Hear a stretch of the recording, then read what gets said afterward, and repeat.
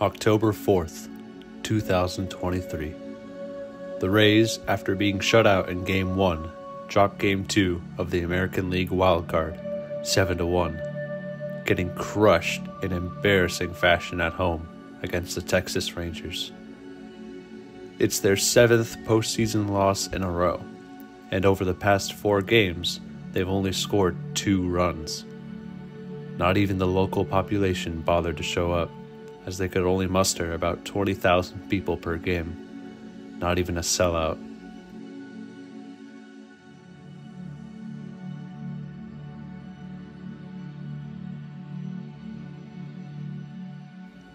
If this was any other team, it would be the signs of a failing franchise.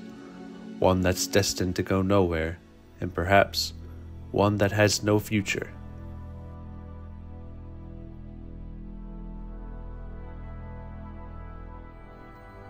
But that would be missing the bigger picture. As if the past 25 years have taught us anything, it's that the Tampa Bay Rays are the most interesting team in baseball.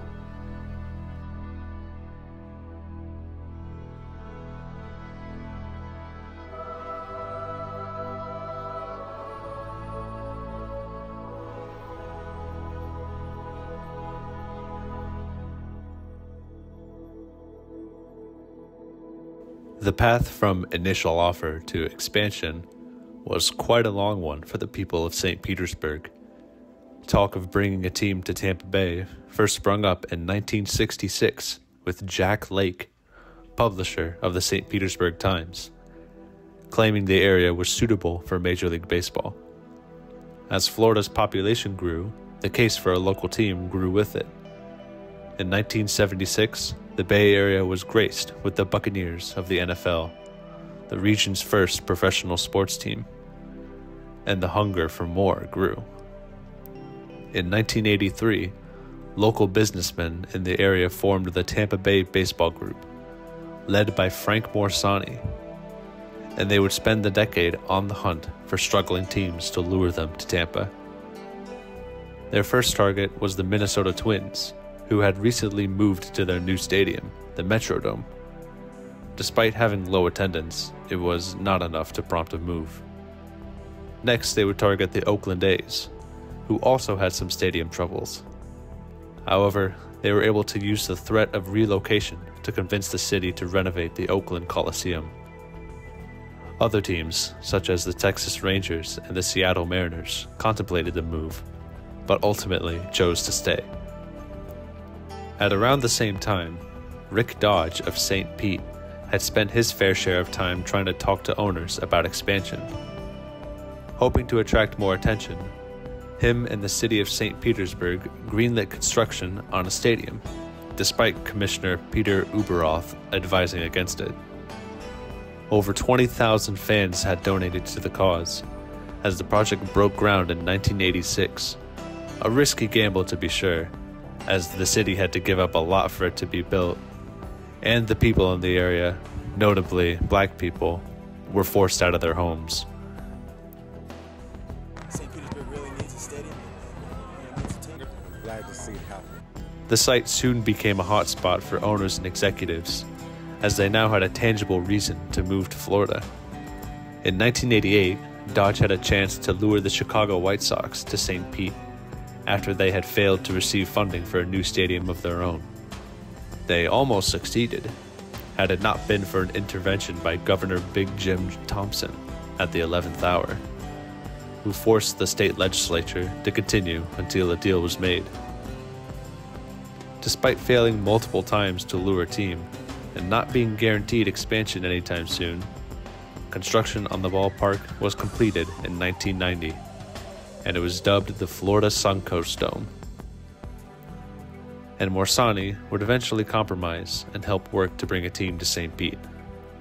The building would host a variety of sporting events in the early 90s, including the Tampa Bay Lightning, earning the nickname the Thunderdome, as it waited for baseball to arrive.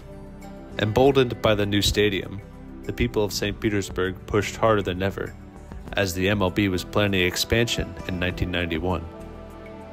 After failing to purchase the Kansas City Royals, the group pushed heavily for an expansion team. They might have succeeded had it not been for a second group led by Stephen Porter, who also wanted to represent the Tampa Bay area. Somehow, MLB would choose the Porter group to go forward, leading to Morsani being rejected and ultimately dropping out. The Porter group would, of course, falter, and MLB would give a team to Miami instead, which only further enraged the people of Tampa Bay. This would lead to their biggest push yet, where they would look to purchase the fledgling Giants in 1992.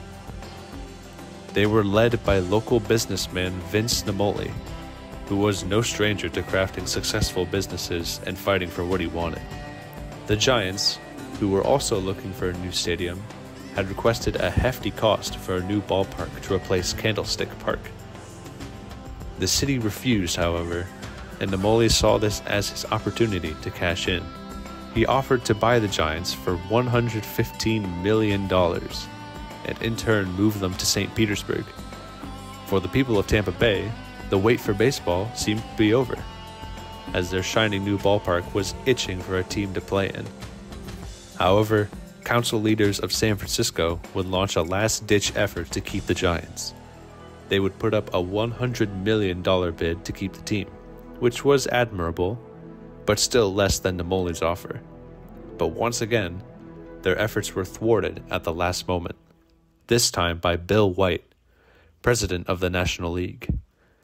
Through his influence and additional funding, the city would accept the lower bid and stay in San Francisco, as they financed a new stadium, which would eventually become AT&T Park. Furious, Naimoli would sue the MLB for interfering in the deal, and Congressman Connie Mack and Bill Young would investigate the league's antitrust policies. It was quickly becoming a messy situation for the MLB, as they faced big trouble if that information were to spread. Thus, finally, in March of 1995, as pressure grew from local communities, especially from the people that had their houses destroyed for an empty ballpark, the league officially granted an expansion team to the Tampa Bay area, as well as Arizona. With the team finally coming, the people of Tampa Bay had reason to celebrate. Jack Critchfield, a corporate leader at the time, had voiced his support and worked with St. Pete Mayor Bob Ulrich to bring the team home.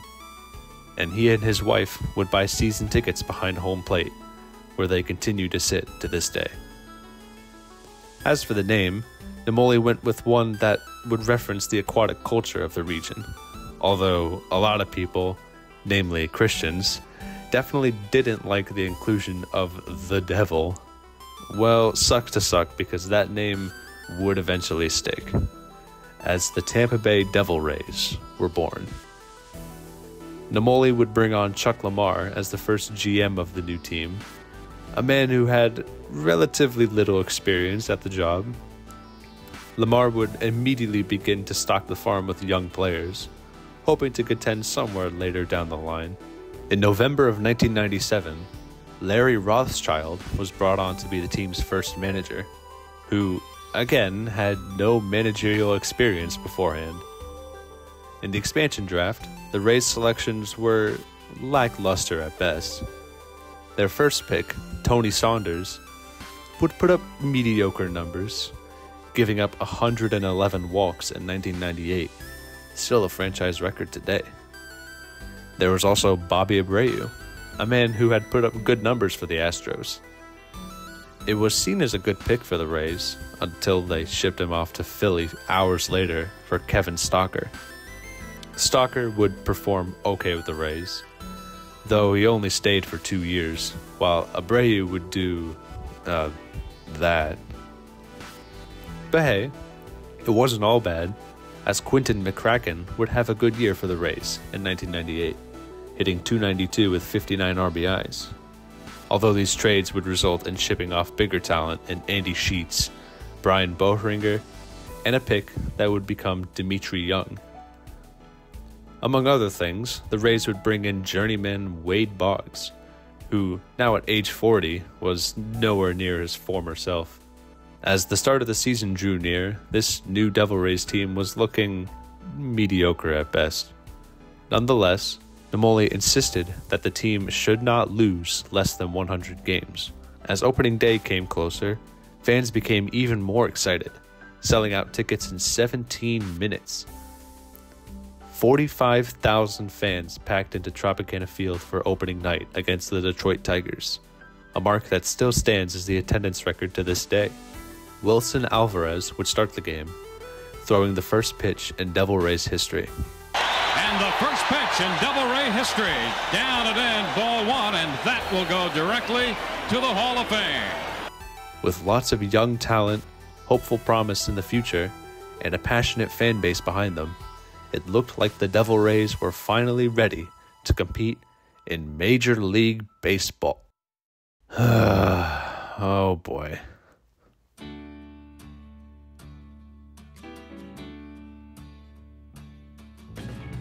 Yeah, I'm not going to beat around the bush. The Devil Rays absolutely sucked. From 1998 to 2007, they finished with the most losses out of any team in baseball.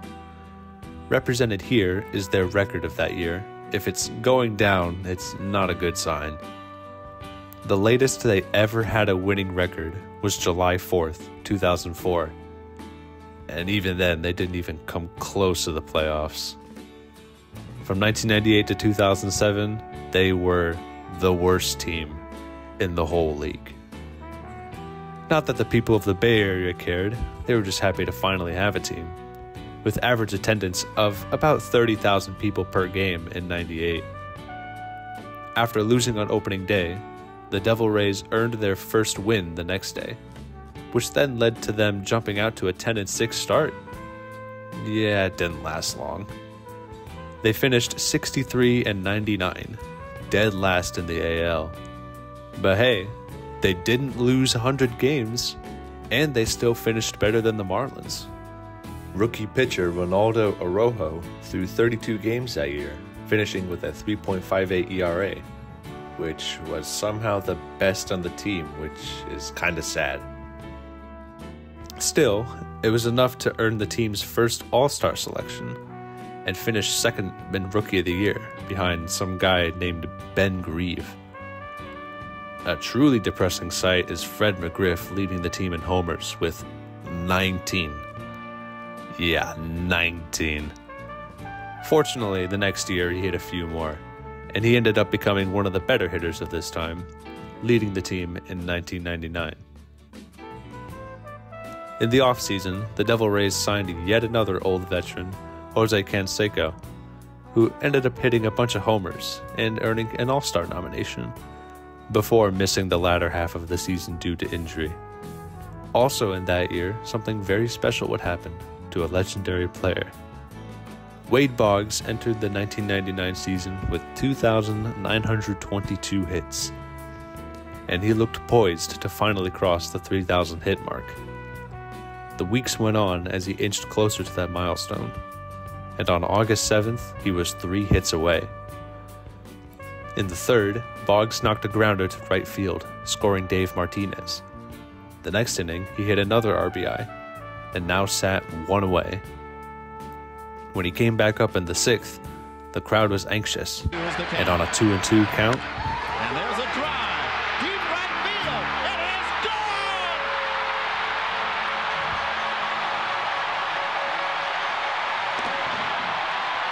The hit that makes history is a 2-run home run. 3,000 base hits for Wade Boggs, and he hits a home run to do it. in typical Devil Rays fashion, they lost that game. And a few weeks later, Boggs would play his last game, also a loss. After that season, he would retire. And while his time in Boston earned him his Hall of Fame plaque, his number 12 still hangs in the Trop as the Rays' first retired number. And where that home run ball landed, a golden seat now sits. Small wins like this were about the only thing fans had at the time, as just a couple months before this, they had to watch Tony Saunders suffer one of the worst pitching injuries ever. Yeah, he wouldn't come back after that. They had another heartfelt story with Jim Morse, a former top prospect whose MLB dreams were derailed by injuries. In an open tryout, scouts were impressed with his skills, and he quickly made his way through the minor leagues. On September 18th, he would make his MLB debut, and while he only appeared in 5 games, it was still a nice story. You know, maybe they should make a movie about that. It's the new millennium, and ownership is looking to make a big splash, with more veteran hitters. Greg Vaughn and Vinny Castilla, along with McGriff and Canseco, would form the Hit Show, the force that would propel the Devil Rays to success. Well, that did not end up happening, as the team once again plummeted to the bottom of the standings. The pitching in particular killed them, and when the offense eventually went cold, everything fell apart. The charm of a new baseball team was beginning to wear off, and due to this, attendance was also beginning to decline, as the fandom was itching for results. Instead, the Devil Rays would be sellers at the deadline, selling away multiple different players for young prospects. The Hit Show didn't even last a full season, as Canseco was dealt to the Yankees in August. By the end of the month, the lowly Devil Rays were already looking to the winter, when Boston came into town. Gerald Williams came up to bat against future Hall of Famer Pedro Martinez when the Rays once again got embarrassed that night, getting shut out in a Martinez complete game masterclass, along with 8 players getting ejected. But the seeds had been sown for a rivalry that would continue into the 2000s. New uniforms and colors wouldn't save the Rays from the basement, as they finished with back-to-back 69-win seasons in 1999 and 2000. And partway through the 2001 season, manager Larry Rothschild was axed after just a 4-10 start in favor of Hal McRae, a man who also didn't exactly last very long. Just a year and a half later, he was gone, after the Rays' first 100-loss season in 2001. Vinny Castilla was also let go, but not before hitting the longest home run in franchise history. The deadline once again saw the team selling, with McGriff surprisingly being traded to Chicago. Not the last time the team would trade a fan favorite. Mark Teixeira wouldn't even sign with the team if he was drafted, so they went with Duan Brazelton instead. Yeah, no one wanted to play in St. Pete. Not even the Rays' draft picks were safe, as their number 1 pick in 1999, Josh Hamilton, was involved in a car accident prior to the 2001 season, leading to him missing lots of time due to injury. 2001 was also the beginning of his drug problem, as he would fail multiple drug tests in 03 and 04 and be suspended for the entire 2004 season. In 2005, his hopes of making the major league roster were smashed, literally, when he smashed a friend's windshield during another relapse, leading to his arrest. In 2006, he was again suspended for the season, and by the end of the year, he was gone through the Rule 5 draft. One of the most promising prospects in team history, never even played a single game for them. Hey, expansion teams have it rough these days. I mean, I can't imagine Arizona is doing much better. Oh, what, they just won the World Series? Hey, remember Ben Grieve? He's on the team now. Never mind that he's regressed super hard. We're back, baby! Well, at least the Rays have the draft to look forward to. 2000 saw the Rays select Rocco Baldelli and James Shields. And they got this Aubrey Huff guy in the 5th round. What a great guy he is. So, surely the future is bright, right?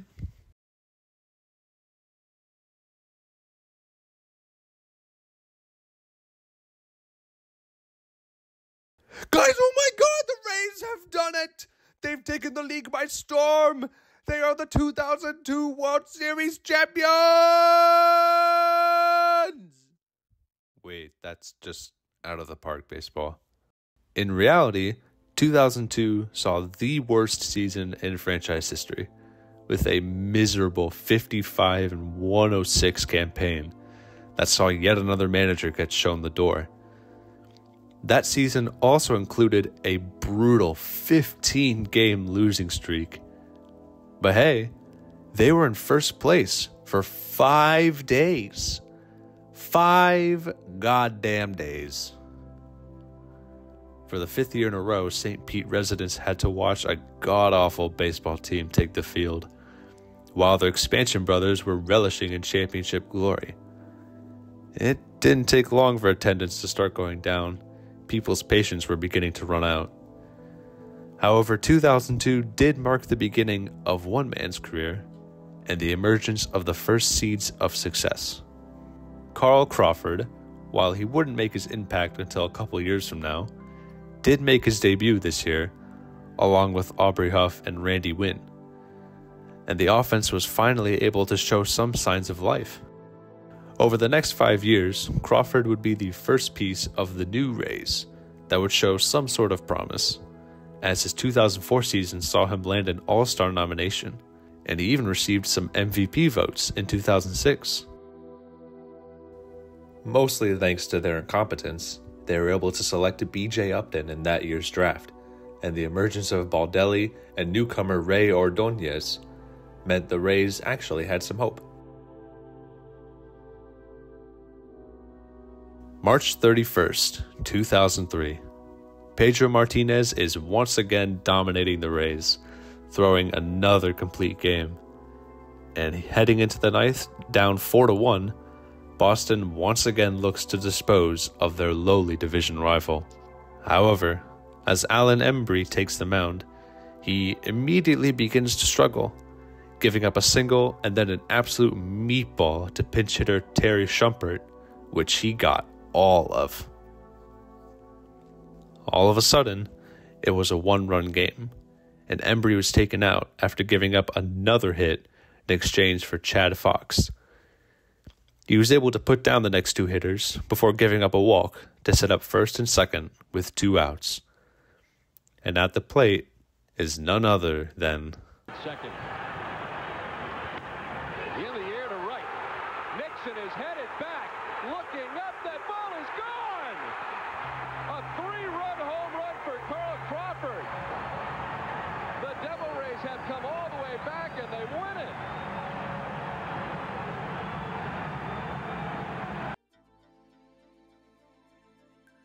It was a small but meaningful victory, as while the Rays were still terrible in 03, they still had some bright spots.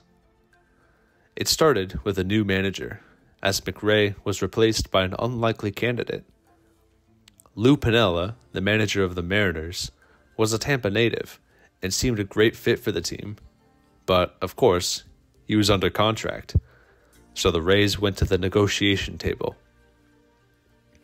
The cost seemed great, giving up all-star Randy Wynn, but the team was hopeful that Piniella could turn them around. Baldelli, in his rookie season, racked up 79 RBIs in a 2.9 WAR campaign, and Huff would hit 34 homers. Man, good thing Huff is playing good ball right now and not doing stupid shit online. That would never ever happen. Ordonez, who went down in May with a career-ending injury, was replaced by Julio Lugo, another man who's done absolutely nothing wrong. He did end up fitting in well with the offense, and the core of the team was beginning to form. Still, they would have to wait for any meaningful results, as 03 was another forgettable year, a 5-21 June being the ultimate low point. But hey, we did get to have Piniella dye his hair blonde, a result of a bet for the team to win 3 games in a row, which didn't even happen until early July. Yikes. Pitching remained a huge sore spot on the roster, especially with the offense beginning to take form. The 2003 pitching staff was the second worst in baseball, only ahead of the abysmal Tigers. And if Jeremy Gonzalez was able to be the best starter with an ERA of 3.91 and a WAR of 1.7, then, yeah, things are not good. If the team was going to get anywhere, they needed some good pitching. But they only brought in young prospects like Mark Hendrickson and Doug Wechter, who would have an alright career with the team, and now is on their commentating crew. It's 2004, and the Rays are in Tokyo? Yeah, the Devil Rays and the Yankees opened the 04 season in the Tokyo Dome. And the opening game was a sign of promise, as new signing Tino Martinez and Jose Cruz Jr. led the offense to a big win. Yeah, again, it didn't really last that long, as they immediately plummeted right after. And in early June, they sat at 21-34. For fuck's sake, can this team do anything? Like, no matter what they do, they're still completely awful. We're never going to see a good team in Tampa Bay. Okay, they won the Giants series and swept the Rockies, including this walk-off inside the park homer. And also the Padres. And the Diamondbacks. Hang on a second. On June 22nd, the Rays would defeat the Jays to win their 12th straight game. And yeah, they lost the next day. But then they responded by putting up 19 on Toronto's ass. The Devil Rays are 500? I mean, sure, they're in third place and quite a ways out of the wild card, but anything is possible. They would hover around that mark until just after the All-Star break, going an unprecedented 27-10 stretch, until a 6-game losing streak hit the wind out of them. Despite that, it's still the best spot the team's been in years. This is a weird feeling. The Devil Rays are merely just okay instead of absolute garbage. Yeah, the universe needs to be corrected. Well, the baseball gods responded to that 12-game winning streak by having the wheels fall off in late August, with a 12-game losing streak that all but killed the season. They still finished 70-91, their best record yet. And they weren't in last place for once. Suck it, Jays. Despite missing the playoffs once again, there was hope in St. Pete. The team finally began to show some signs of life, and the deadline saw new pitchers Jose Diaz and Scott Kazmir join a pitching roster that was now not complete garbage, just underwhelming. The starting rotation still reeked, but at least they weren't at the bottom of the league anymore. Crawford had a breakout year, putting up 5.1 WAR, and once again leading the league in stolen bases. Huff continued to mash the ball, and Lugo, Baldelli, and Cruz Jr. all put up respectable numbers. If this team could just get some pitching, maybe they might actually get somewhere. It's year 8 of the Devil Rays experience, and Namoli's ownership has made very little progress. Sure, he's the guy who brought the team here in the first place, and he deserves all the credit for it. But as an owner, he wasn't very good. His stable of signing veteran players to try and bring fans in, his unwillingness to raise the team's budget despite complaints from Piniella, and his general stubbornness has made his tenure with the team a frustrating one. He wouldn't allow outside food, enforced a policy that restricted people from moving down to better seats, and even himself sat in the stands watching fans, and if they had outside food, the person responsible for letting them in would be fired on the spot.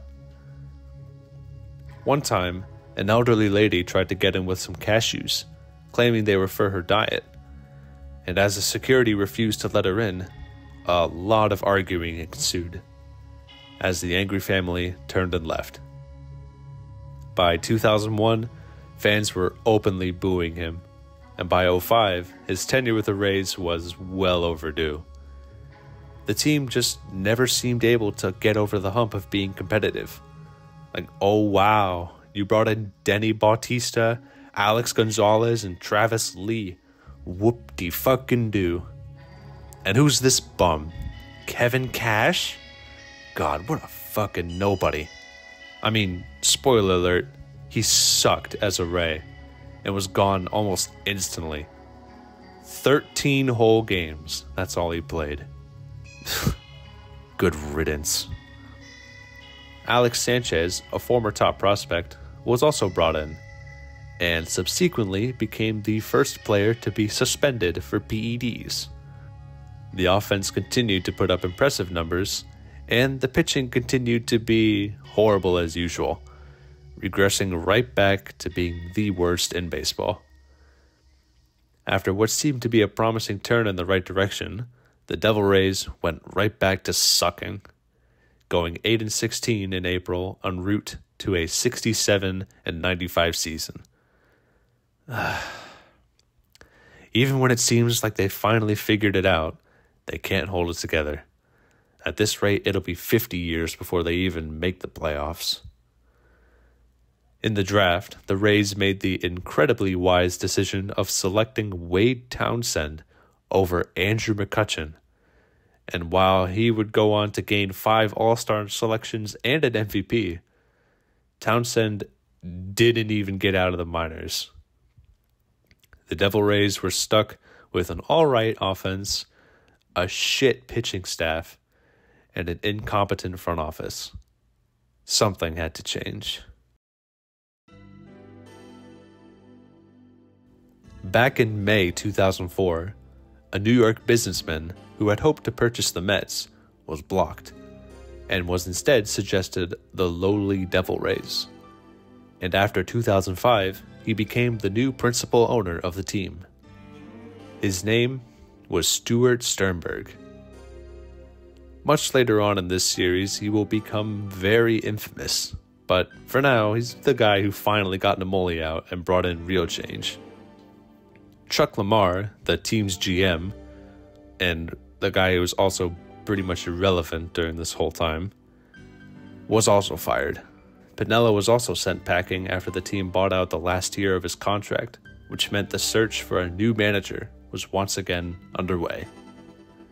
In their places, Andrew Friedman and Gary Hunsaker became the new GMs, and Matt Silverman took over as team president. For their manager, the Rays looked west and found their man in Joe Maddon, a move that would end up changing the course of the team drastically. 2006 saw more of the same, with the emergence of some exciting talent to at least bring some hope. Johnny Gomes, who had put up solid numbers the year before, lit up the league in April, hitting 11 homers, before ultimately fizzling out and ending the year with injury. BJ Upton started getting some serious playtime as well, which at least provided some comfort while the rest of the lineup regressed. Kazmir was quickly becoming the team's ace, while everyone else continued to be leagues behind. But they too had some hope in the form of another promising prospect, James Shields. Aubrey Huff, now declining hard, was sent to Houston in exchange for Mitch Talbot and Ben Zobrist. Lugo was dealt to the Dodgers, continuing the long-standing tradition of the Rays being unable to afford their big players. Alex Cobb and Desmond Jennings were selected in that year's draft, along with someone else we'll get to very soon. But hey, you know what this year did bring us? The introduction of the Ray Tank, baby! Go and be entertained by the cow-nosed Rays rather than the shitty baseball team. As the 2006 season came to a close, they seemed to be getting a good idea of their future core. Crawford, Baldelli, Upton, and prospect Delman Young were expected to lead the way, with Kazmir and Shields being the aces on the pitching staff. They'd have to start producing soon, though, as interest was continuing to decline, and the Rays were still the butt of jokes all across the MLB. They needed to figure it out soon. Meet Carlos Pena. Signed as a free agent from Boston, he immediately put up numbers, putting together arguably the best offensive season for the team up to that point, with 121 RBIs, 46 homers, and 7.2 WAR, cementing him in the new core. Alongside him, Upton was proving himself to be more formidable, and Aki Iwamura and Brendan Harris put together an offense that was actually quite good in 07. It came at a cost, as Elijah Dukes, a former top prospect, would struggle with off-the-field issues, and he would remain stuck in Durham. Kazmir would have another great year, leading the league in strikeouts, and Shields continued to be solid. Despite this, and man, this is getting old, the pitching staff still ranked among the worst in baseball. God damn it, man.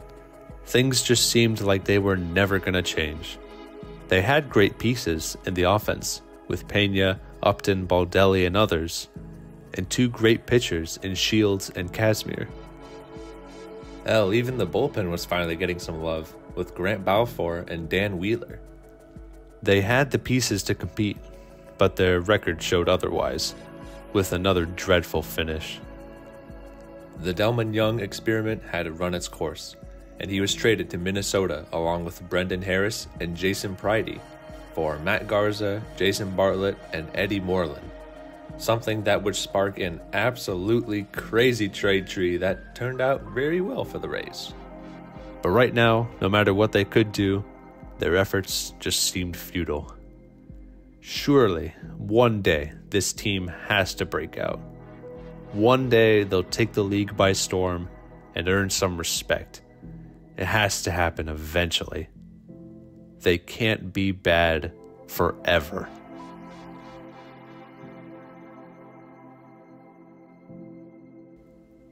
One day, they'll earn their glory.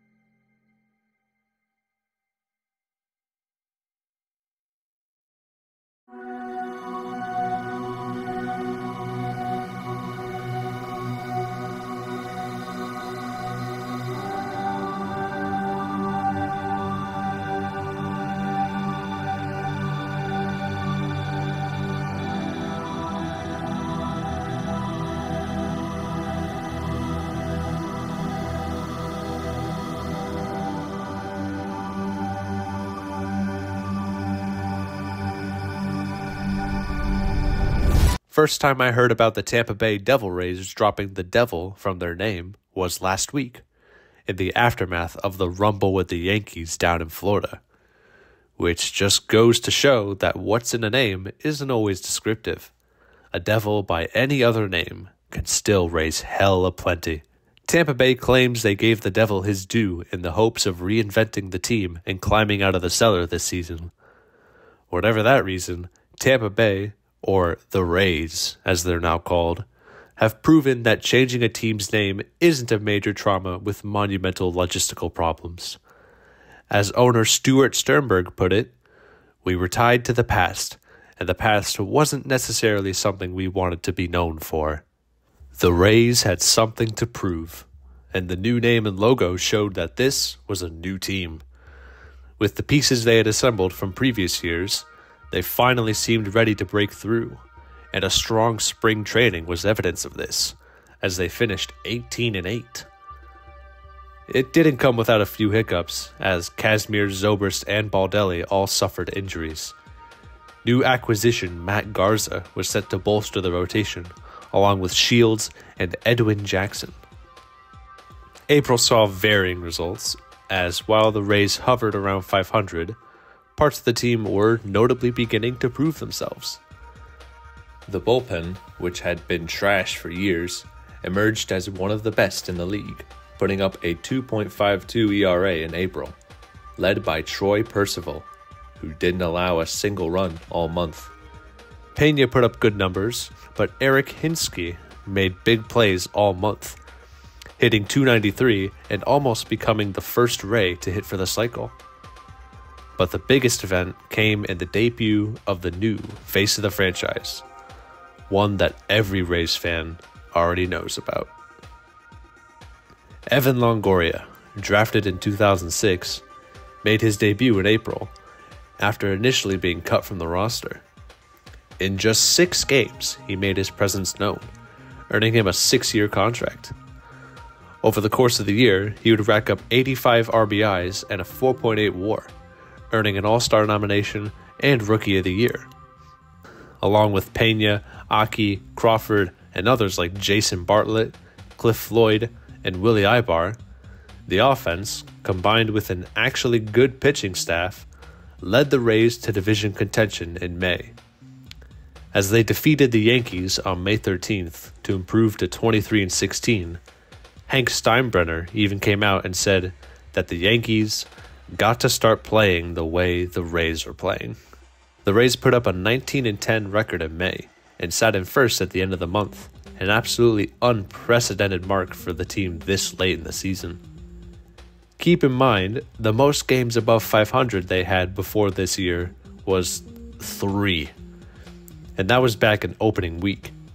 June 5th, the Rays are in Boston, and because of course, some shenanigans ensue. Man, these teams really don't like each other. The previous night, Coco Crisp, on a steal attempt, slid into Jason Bartlett's leg, which Crisp alleged that he blocked the bag and jammed his thumb over. Later that night, Crisp tried to steal again, this time with Aki covering the bag, and he slid feet first. Madden took this as a sign of intent to injure, and with tensions beginning to boil, tonight, as Crisp comes to the plate, Shields makes his feelings clear. Shields hits Crisp, and boom, ball's going to head out. Here we go.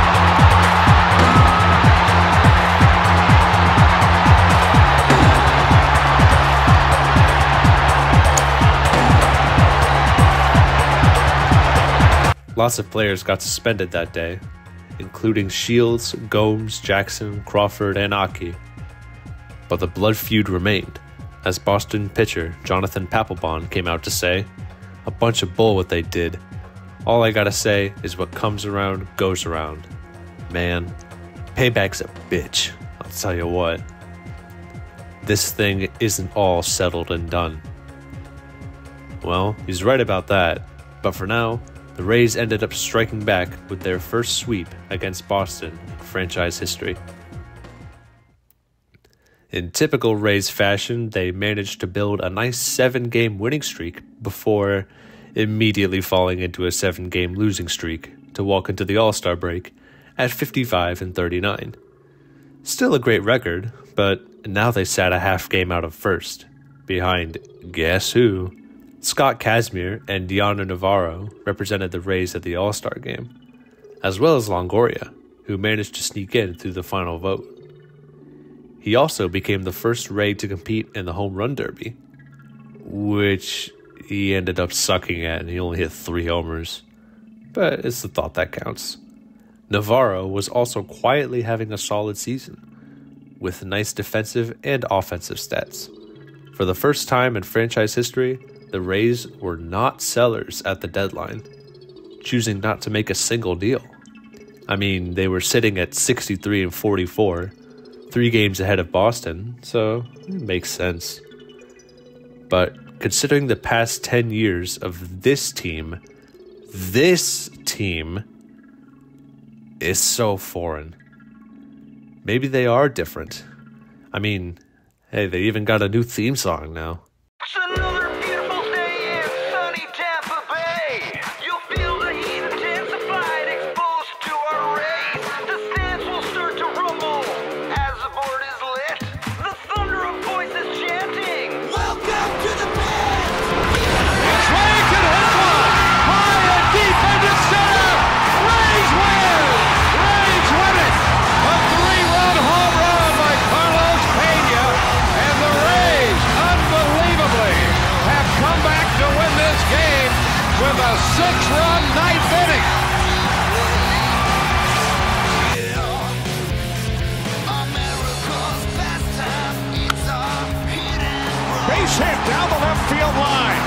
Pena on his way to third. He's heading home. Pena heading for the plate. The throw is cut off. The Rays win the game. Despite a whole bunch of injuries, the Rays went 21-7 in August, a franchise record to that point, and entered September with the best record in baseball. For the first time, they actually looked like a serious contender, and coming after a last-place finish is quite the jump. It's almost like all that potential finally paid off. Damn, it's nice to be a winner, isn't it? Hell, they even had concerts going on after games. 8 shows were played in 2008 after games, including a visit from MC Hammer. And notably, the team won all 8 of those games. They would continue with concerts from Pat Benatar, Smash Mouth, ZZ Top, Weezer, and Earth, Wind & Fire, even the goddamn Wiggles on multiple occasions. After suspending it in 2016, they brought the concerts back in 2023 with AJR. Man, they even had a goddamn animated series, The Defenders of the Game, which initially made its debut in 07, returned in 08, and is as wacky as you would expect, with Madden and Don Zimmer enlisting the help of Baldelli, Crawford, Casimir, Upton, and Pena to fight evil baseball villains. Man, this show is just crazy. They got Raymond lore, they got people getting superpowers. That's gonna look great on my Facebook page. They launched a goddamn terrorist attack on the Trop. Holy shit! Ironically, one of them was a guy who was obsessed with random stats. The series was also developed by One Sum Agency, who are based in Montreal. A really cool city, you know, they definitely won't come up again later. Not everything was going perfectly, however. Troy Percival, the team's closer, was still dealing with injury issues, as even when he returned from the IL, his performance noticeably dipped, leading to his usage also dropping. In an interesting footnote, Instant Replay would make its debut at the Trop, with a review of whether a home run ball hit the foul pole or not. The Trop also saw the first time a call was overturned, when a Pena fly ball that was initially ruled as in play due to fan interference, but was overturned to be a homer. As the Rays continued to fight for their playoff hopes, they once again had to deal with Boston chomping at their heels, as they would play a crucial series in early September. Having already lost the first game, the Sox sat only a half game back, and the next day they found themselves in another hole, going into the 9th down 4-3. With the division potentially on the line, up to the plate stepped Dan Johnson, a man who has had a very unremarkable career as a big leaguer, and is really only here for some depth. There's no way this bum will do anything. In the air to right field, struck well. Back goes Kotze towards the bullpen. It's gone. Well, look at that. He actually did something for once. But there's no way it'll happen again. The Rays would go on to win 5-4 in what would turn out to be a crucial series win. You know, I wonder who the pitcher was for Boston that night. Oh, would you look at that? Karma's a bitch, huh? On September 18th, Crawford would go down with a finger injury, leading him to miss the rest of the regular season. Madden stating he could come back if the Rays made the ALCS. They would have a chance, as 2 days later, they clinched their first ever playoff berth in franchise history. 6 days later, on the 26th, they clinched the division, and as the season came to a close, the Rays sat at 97-65. Keep in mind, their best season before this resulted in only 70 wins. In just 1 year, the Rays went from basement dwellers having lost almost 100 games to almost winning 100 games and heading into the postseason as division champs. To say the turnaround was unprecedented was an understatement, as it ended up setting the record for most wins by a team who finished last the previous year. From worst to first became the Rays' motto, as well as another, 9 = 8, the mantra of Madden, and the code the team has followed all season. Most players had no idea what it meant when he first introduced it in spring training, but some were willing to give him the benefit of the doubt. Cliff Floyd notably said, "It was a different speech than what you're accustomed to hearing when you come to spring training. It's usually, 'We've got a good team, you've just got to believe it.' It was different. So when he said it, people perked up. Whoa, okay. Let's figure out what this means and try to accomplish it. 9 players play hard for 9 innings equals 1 of the 8 postseason berths. And well, it worked out pretty well for them. It might also help that Madden is a pretty good manager, notably letting the team be themselves and stay loose. No yelling about loud music or clubhouse antics. He told the team before every game to treat them all the same. And while he can show discipline at times, the connection between manager and team was probably a key factor to their success. Hell, he even ended up getting a mohawk at one point. Pena ended up having another great year with 102 RBIs and 5.9 WAR to show for it. Longo, I already mentioned, had a fantastic rookie year. But overall, the offense took a bit of a backseat in 08, having worse stats than 07. Now, this time, it was the pitching who finally got their shit together and became one of the best in baseball. Kazmir, Shields, and Garza proved to be a reliable starting core, with the bullpen holding its own as well, with guys like Balfour, Chad Bradford, JP Howell, and Dan Wheeler. With Garza and Bartlett doing well, we can once again thank the Twins, as Young would go on to have a below-average year. Jumping forward a little bit, he would end up being traded in 2011 to Detroit in exchange for Cole Nelson and Lester Oliveros.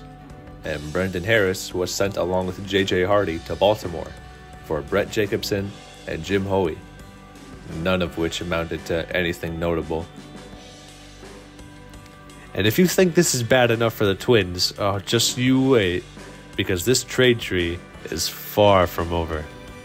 The Rays had become a pitching force, something they would continue to uphold to this day, and their strength was needed as they headed into unfamiliar territory.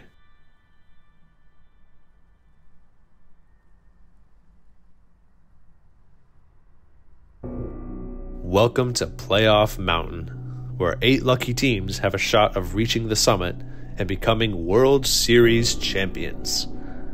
The road to the top is treacherous, and one slip can mean the end of the run. But does this team have what it takes to conquer the mountain?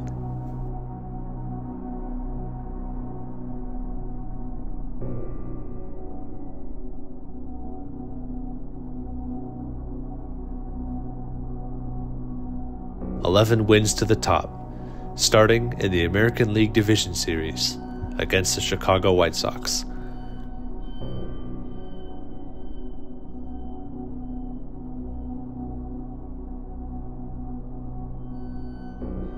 Not only do the Rays, with the best record in the AL, have home field advantage, they're also heavily favored to win.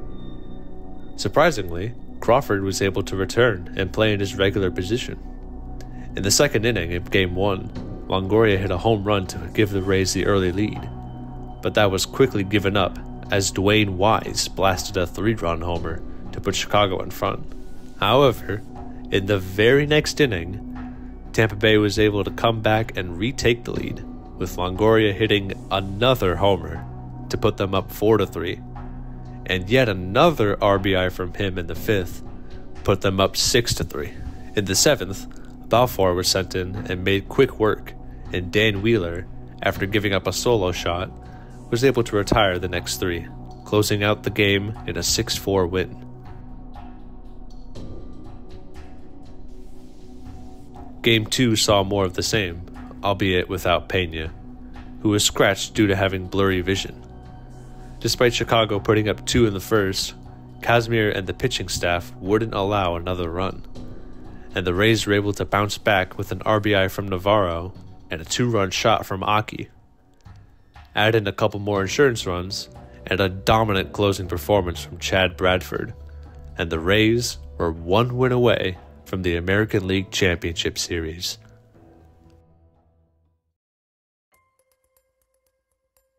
In Chicago, Aki was able to set the tone early with a solo homer, but Matt Garza was unable to keep the White Sox at bay and ended up surrendering 4 runs. Upton was able to make it close, but the Rays couldn't complete the comeback, as Chicago won Game 3. Clearly not happy about the failed comeback, Upton proceeded to hit 2 solo shots in Game 4, and another pair of RBIs from Navarro and Floyd put the Rays up by 4 in the 4th. Each time the White Sox scored, the Rays were able to answer back with one of their own, and soon enough, Balfour was sent in to close it out, retiring Thorne, Konerko, and Ken Griffey Jr.? Wait, he was on the White Sox? To close out the first series win in franchise history. I guess you're going to have to come up with some new math there, Mr. Manager. 9 equals 8. I guess 9 equals 4 now, huh? 9 equals 4 for right now, and let's keep it alive. When 9 used to equal 8, it then equaled 4. And with the Rays' victory over the White Sox, 9 now equaled 2. But to earn a trip to the World Series, they would have to face a familiar foe.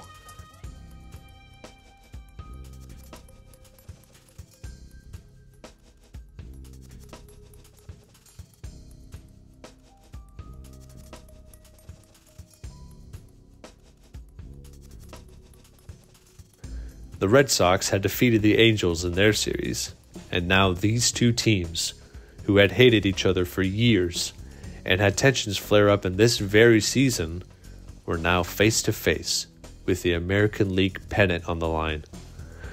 Boston, having won it all the previous year, were the obvious favorites, with the Rays being seen as a lucky team having a good year, but surely it was about to run out. Although the prospect of the series potentially being decided in the Trop, a place that many Bostonians find to be sacrilegious to the sport, seemed downright terrifying. Game 1 began as a tense affair, with both teams being held scoreless. In the 5th, Jed Lowry was able to break the scoring with a sac fly, as Daisuke Matsuzaka was able to hold the Rays' offense hitless for 6 innings. In the 7th, Crawford was able to finally break through, and another hit put men on first and third with no outs. Unfortunately, the next 3 hitters were all retired, and an unlucky bounce led to Boston plating another run in the 8th. The Rays once again had 2 men on with nobody out in the bottom half, but a flyout from Pena and a Longoria double play ended that threat as well. When it was all said and done, the Rays were shut out in a brutal game for the offense. Looking to respond, Game 2 saw both teams put up 2 runs in the first, with a 2-out rally from the Red Sox and a homer from Longoria. The teams would continue to trade runs until Crawford and Floyd were able to give the Rays a 5-3 lead in the 4th. That again didn't last, as Boston hit 3 solo shots in the 5th to retake the lead. Deep down the left field line, is that fair? It is fair, and it's long gone. But the Rays were again quick to respond with 3 runs of their own. On his way to third, ball takes a funny bounce. They're going to wave it. Relay throw to the plate is off target, all the way around to third. Longoria. However, it still wasn't enough, as a base hit from Jason Bay and a wild pitch from Dan Wheeler led to the game once again being tied. In extra innings, the Rays were able to get out of a jam in the 11th, and then in the bottom half, a couple walks and 1 intentional walk led to the Rays having the bases loaded with 1 out. Boston was hoping for a double play, but they wouldn't get it, as BJ Upton would hit a fly ball to deep right, allowing Perez to tag up and score the winning run in a game that took 5.5 hours to complete. God damn.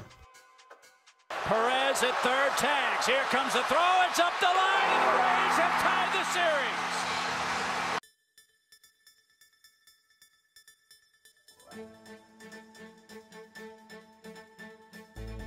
After going up early in Game 3, Upton struck once again with a towering 3-run blast, with Longoria following up with a homer of his own. Garza was able to keep Boston scoreless until the 7th, but even then it wasn't enough, as Baldelli's 3-run blast quickly put this one to bed. Game 4 saw another early jump for the Rays with 3 runs in the first. A bunch of homers from Pena, Longoria, and Ibar put them up 5-0 after the 3rd. On the left field line, that one's got a chance. That one is gone. Boston was able to answer back with a homer from Kevin Cash? That fucking guy? I can't believe it. He sucked ass on the Rays, and now here he is on Boston in the ALCS? Of course he is. Why does he keep showing up? Nonetheless, it didn't even matter, as the Rays would put up 4 in the 6th, en route to a commanding 13-4 victory. All of a sudden, the Rays were absolutely crushing their rivals, and were 1 win away from the AL pennant. It seemed things were going really good. Almost too good. Game 5 saw another offensive explosion from the Rays, with Upton, Longo, and Pena hitting some more homers to go up 5-0 early on. In the 7th, with 2 men on, Upton came through once again to put the team up 7-0, 9 outs away from the pennant. Here comes Iwamura around. He will score. It's a double for Upton. 2 more RBIs and 4 tonight, and it's 7-0 in the 7th. But of course, things wouldn't be that easy. In the bottom half, with Balfour in to shut it down, he unexpectedly struggled, and soon enough Boston began to rally. A single from Dustin Pedroia made it 7-1, then a towering blast from David Ortiz put Boston within striking distance at 7-4.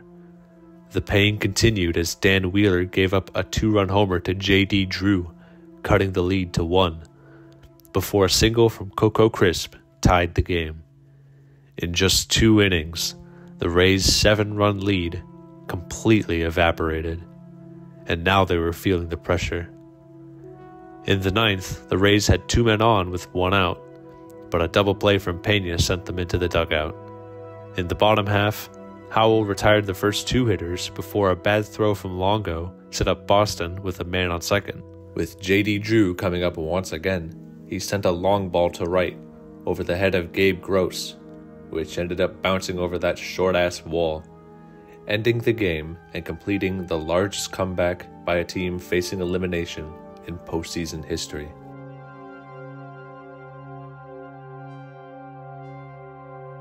Yeah, that was a rough loss, but at least they were able to head back home with 2 chances to clinch. In Game 6, Upton hit his 4th homer of the series to put the Rays in front, but Boston was once again able to respond with a couple runs of their own. After Bartlett was able to tie the game with another homer, Boston retook the lead with a blast from Jason Varitek, and the Rays were unable to come back. Line and cut, and we'll have baseball Sunday night. That 3-1 cushion was gone, and now the series was to be decided in a crucial Game 7 at the Trop. The very scenario that Boston sports writers had hoped to avoid. John Lester would face Matt Garza in the culmination of their rivalry, and both were sharp. Aside from a Pedroia homer in the first, Garza was almost unhittable. As for Lester, he retired the first 9 batters he faced until a Longoria double tied the game in the 4th. They're going to wave it. Here comes the relay from Pedroia. Up the line, and not in time, we're tied. In the 5th, Baldelli knocked a single in left field, scoring Ibar to take a 2-1 lead. They will load up. Rays lead. Boston had a threat going in the 6th, with a man on and David Ortiz at the plate, but with one fell swoop, Garza got the K and Navarro got the throwout. Another homer from Ibar put the Rays up 3-1 in the 7th, and once again, they were only a few outs away from the pennant. Garza would leave the game in the 8th, giving up only 2 hits, but both Wheeler and Howell struggled in his place. and soon enough, the Red Sox had the bases loaded with 2 outs and J.D. Drew coming to the plate.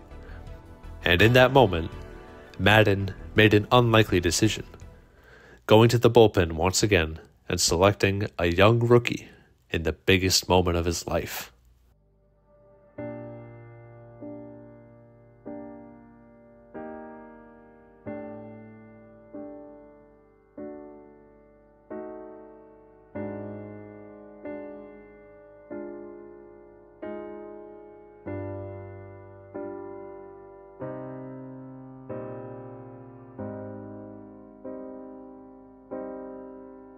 With the first selection in the first round of the 2007 first-year player draft, the Tampa Bay Rays select David Price, a left-handed pitcher from Vanderbilt University, Nashville, Tennessee. David Price, selected as the first overall pick in 2007, was a very promising prospect, and in 2008, he made his major league debut towards the end of the year. He only made 5 appearances as a reliever, but in those times, he showed great stuff. In the postseason, he's also made his fair share of good plays. That jam in the 11th back in Game 2, that was Price who got out of it. And now, here he is in Game 7, with another tricky situation. But all he has to do is get 1 out, and things would become much easier.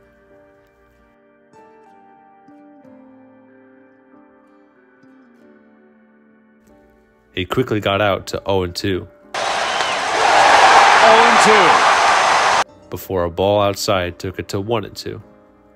And then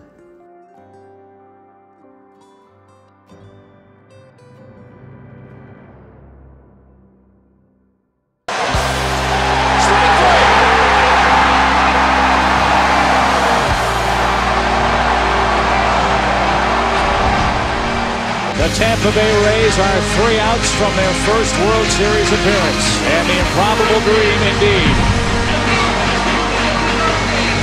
Price would return in the 9th with 3 outs to get. And after walking Jason Bay, he struck out both Mark Kotze and Jason Varitek. 2 outs.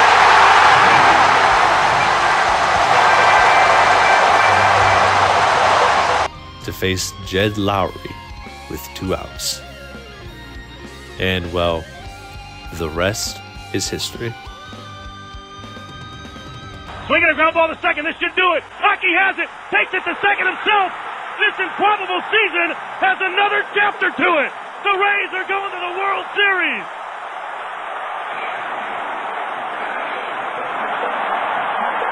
Rays beat the Red Sox 3-1. Rays win! Rays win! Rays win! It seems like something right out of a movie.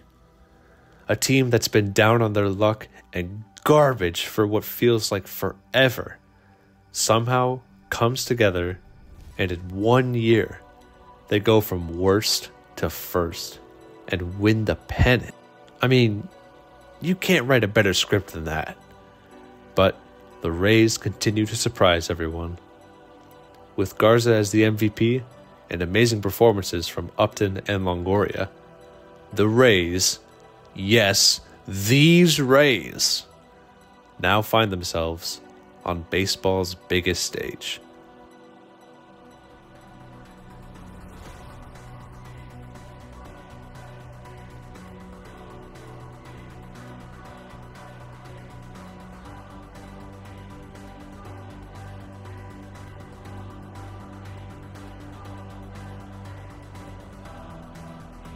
Surprisingly enough, the Rays are actually slightly favored for this one, as their opponent, the Phillies, are also coming in with little expectations. Their offense put up good numbers, especially against lefties, but after quickly dispatching of the Dodgers, they haven't played meaningful ball in a while, so hopefully they're coming in a little rusty. Still, their pitching can be lethal, so if the Rays want to win this series, they have to bring their A game on both sides of the ball. all want to change the world, the baseball world as we know it. And it is working because very few people saw this coming. Are you kidding me? The Tampa Bay Rays have arrived with bells on. It is the biggest stage, a World Series showdown.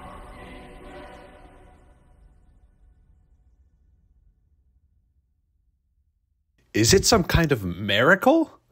They dropped Satan from their roster, and suddenly Tampa Bay is the hottest property in Major League Baseball. As of this writing, they're one-on-one with the Phillies in the World Series, and I must say I greatly enjoyed watching them kick Red Sox butt. After watching them play the Phillies, I'd say Tampa has a better than even chance of becoming world champions. I'm rooting for them, even though they now constitute a serious future threat to my Yankees. Unless this year is a one-shot fluke. Who can resist this story? Besides, I feel a bond with the Rays. This post brought more viewers to my site than any erotic story I put. What the fuck? With Casimir going against Cole Hamels, Game 1 looks to be a pivotal matchup. A game that ended up not really living up to the hype. Casimir struggled right out of the gate, giving up a 2-run homer to Chase Utley. Tampa Bay had a chance with the bases loaded in the third, but an Upton double play squandered it. Crawford was able to get the team on the board with a homer after Philly added another run, and Aki hit a double in the fifth to make it 3-2. But the offense couldn't muster anything else, and the Rays would lose Game 1. In a now must-win Game 2, James Shields stepped up to the challenge, throwing 5 2/3 scoreless innings, while the offense gave the pitching a nice 3-0 cushion. Price came in the 7th to lock it down, and despite a solo homer and an error from Longo to make it 4-2, he held on to secure the win. An overall great performance from the pitching staff, even if the bats were looking a little down. They'll get it together, hopefully. But hey, you want to know why they really won? Yep, that's me. 6 years old, gobbling a hot dog at Game 2 of the World Series. Personally, I believe the glory of that dog gave the Rays the energy to win. So, you're welcome. On a miserable night in Philly, Game 3 ended up being delayed for over an hour and a half due to rain, with the game not even starting until just after 10 p.m. Both teams were able to score a run before a Carlos Ruiz homer made it 2-1. Then back-to-back homers by Utley and Ryan Howard made it 4-1 for the Phillies. The Rays were able to make a comeback as a pair of hits by Gross and Bartlett made it 4-3. Then in the 8th, Upton got on base and proceeded to steal second, and when trying to steal third, a bad throw by Ruiz allowed Upton to tie the game. Things looked to be going smoothly until the 9th, where a bad throw by Navarro allowed Eric Brunlett to advance to third with no outs. After intentionally walking the next two guys, Ruiz hit a grounder to Longo, a simple enough play, but when trying to get the force out at home, the ball went right over Navarro's head, allowing Philly to take the win. Because of the late start, the game didn't even finish until 1:47 a.m., and the Rays had to get right back up and play Game 4 the next day. Probably due to this, they looked completely dead, with the Phillies laying waste to the defense in a lopsided 10-2 affair.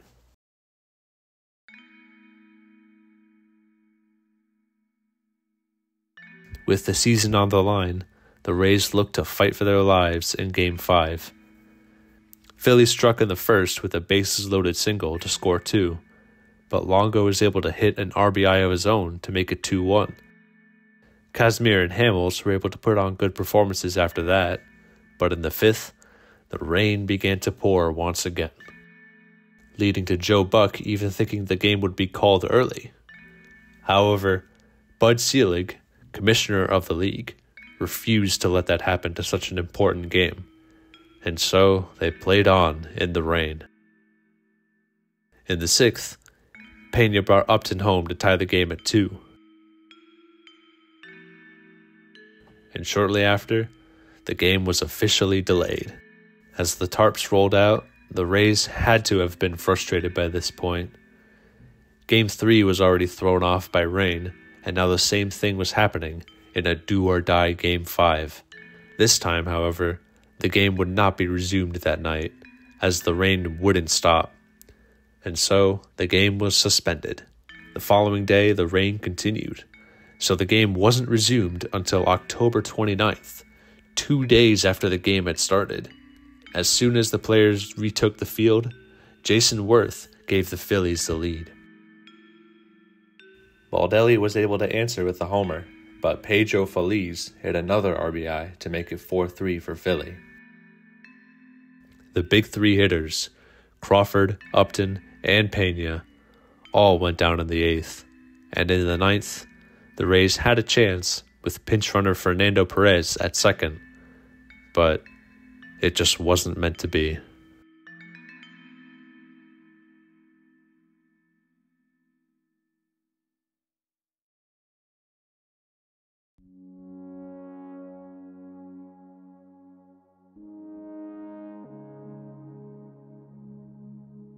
Every Cinderella story has to end at some point, and for the Rays, despite everything they accomplished this season, the incredible highs of making the playoffs, winning the division, and even winning the pennant, were soured by being unable to get it done. Sure, nobody expected the Rays to make it this far. Some thought they were even a bit early in their window. But the feeling of coming so close to championship glory, only to watch it figuratively and literally washed away, still hurts. Nonetheless, the Rays absolutely deserved to be proud of themselves, as in just 1 year they swept away all the bad memories of the Devil Rays, the culture of losing and apathy, and turned into a true contender. Where they go from here? Well, we'll just have to wait and see.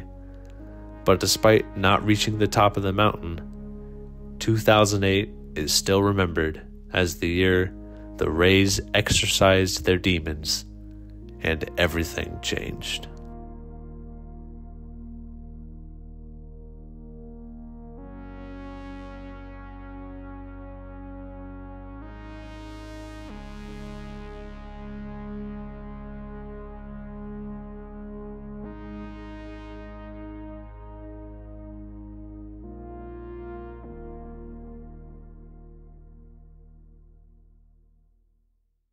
You know what?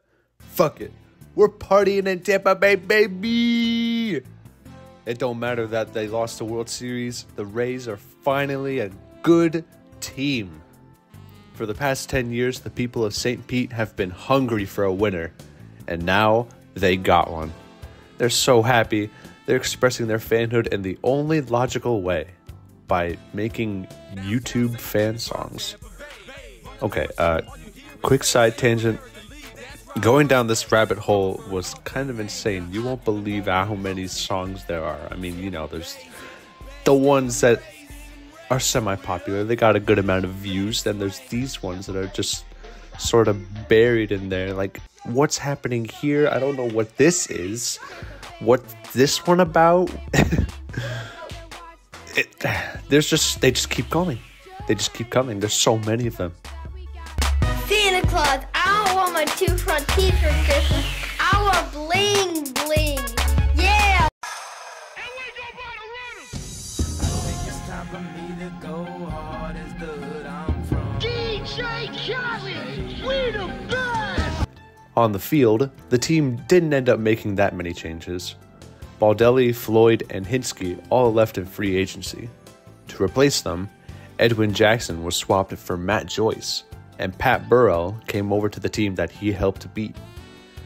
Jeff Neiman, who had made some appearances in 08, slotted in well in the rotation along with Garza, Shields, and Casimir. Price, who was initially optioned to Durham, also contributed some good innings, along with Andy Sonnenstein, a guy who's been here since 07, but I haven't mentioned him yet because he wasn't that good. Kazmir, who was an all-star the previous season, regressed hard in 09 and ended up falling to the number 4 slot. Eventually, in August, he would be traded to the Angels, a deal that almost ended up not happening due to confusion between him and the team. During his time here, Kazmir became the team leader in strikeouts and wins, and while he would have some success in Oakland and LA, he would never again reach the heights of his time in Tampa Bay. One last footnote though, after a 4-year hiatus caused by injuries and wanting to focus on family, Kazmir would make one last return in 2021 on the Giants. A nice end to his story. Dwayne Staats had been the voice of the Rays ever since day one, and in 2009 he would be joined by Kevin Kennedy and Brian Anderson. While Kennedy didn't stay for very long, BA would remain as color commentator, and the two are still calling games to this day.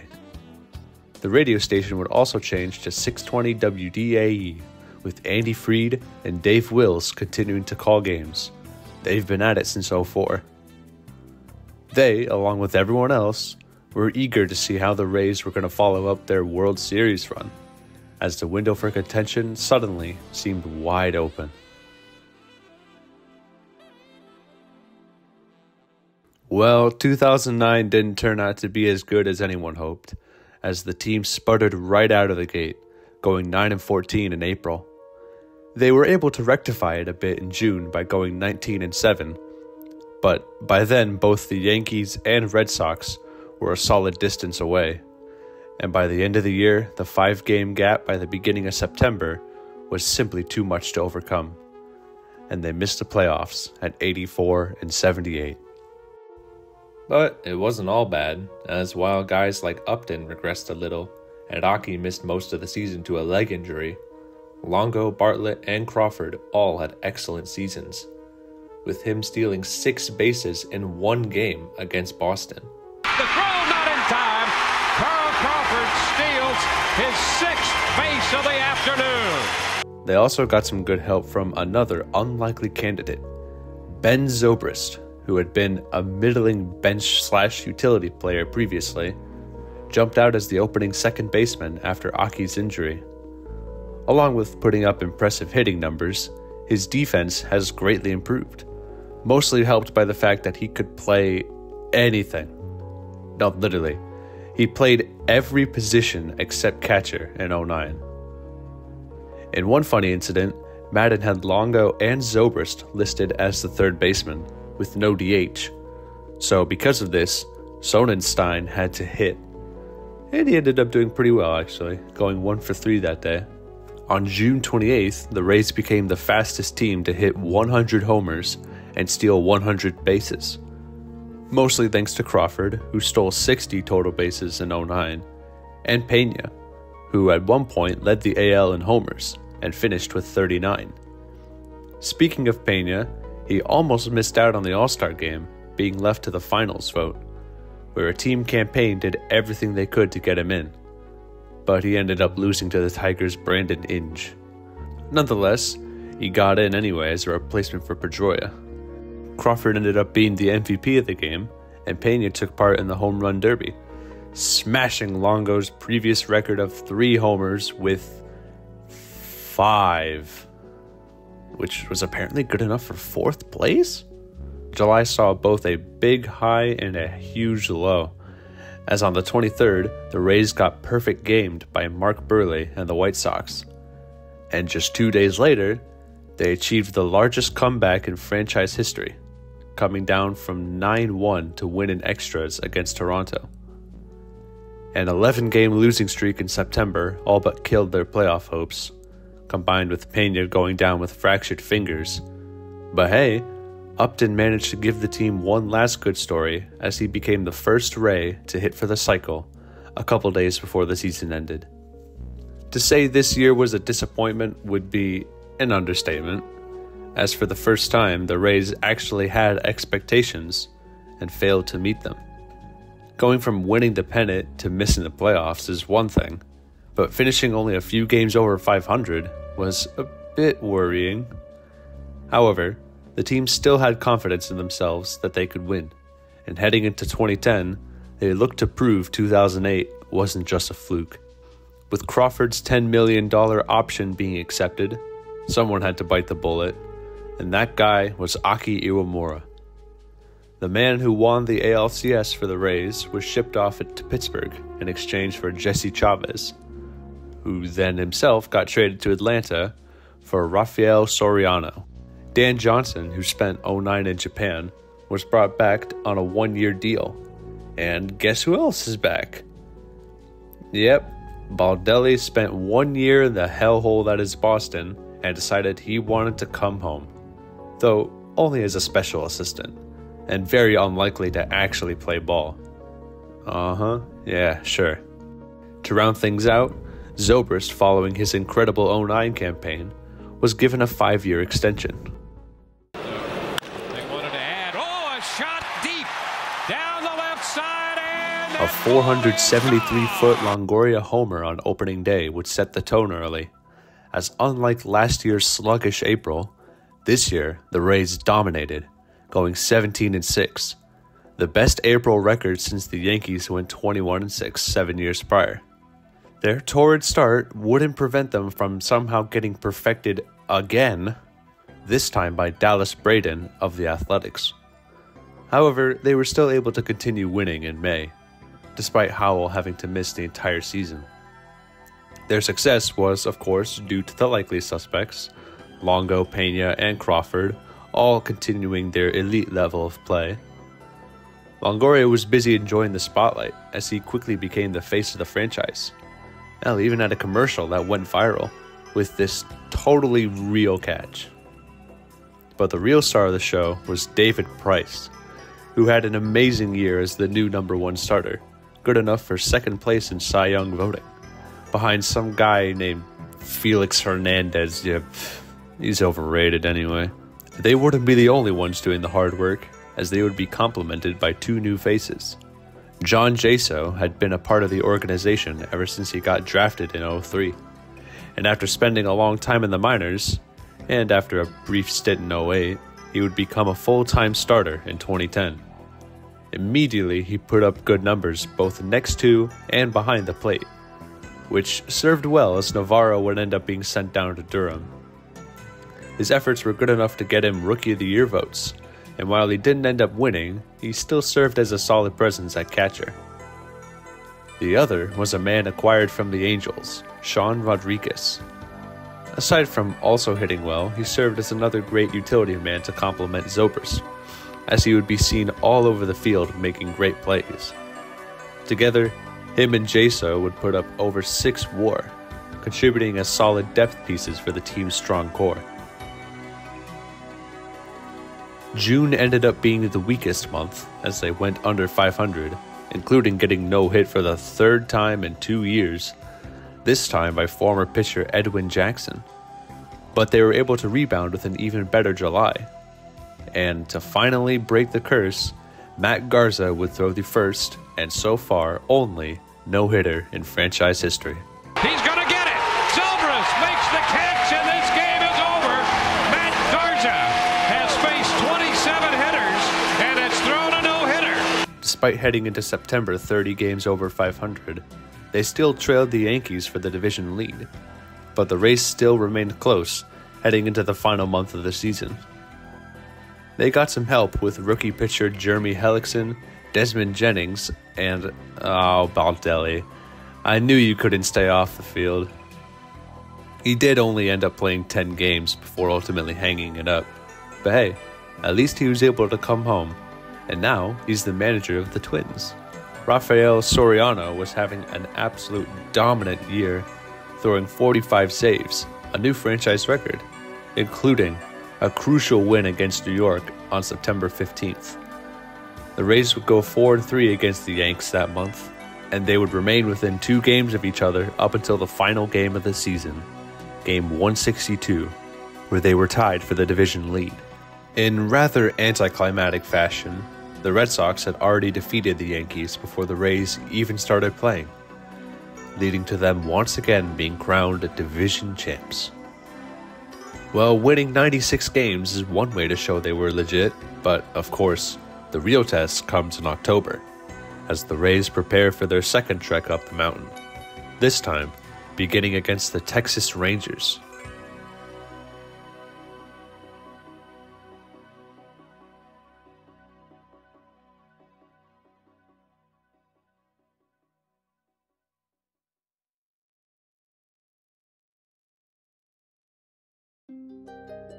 Unlike every other opponent they've faced in the playoffs, the Rangers have been historically bad for pretty much as long as they've been around, as they hadn't won a title in their entire 48-year existence.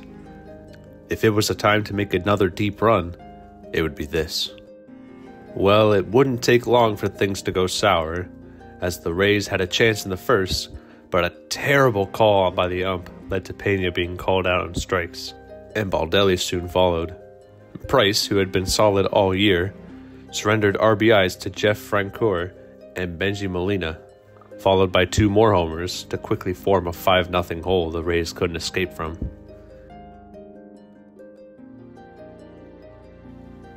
In Game 2, Shields got into trouble early with a bad pickoff throw leading to a run scoring, and in the 5th, with the Rays desperate to get out of a jam, Chad Qualls appeared to get Michael Young out on a strikeout that would have ended the inning, had it not been for the ump somehow ruling that he checked his swing. Of course, the very next pitch he would send one deep, leading to a very angry Joe Madden. All of a sudden, the Rays are on the brink of elimination.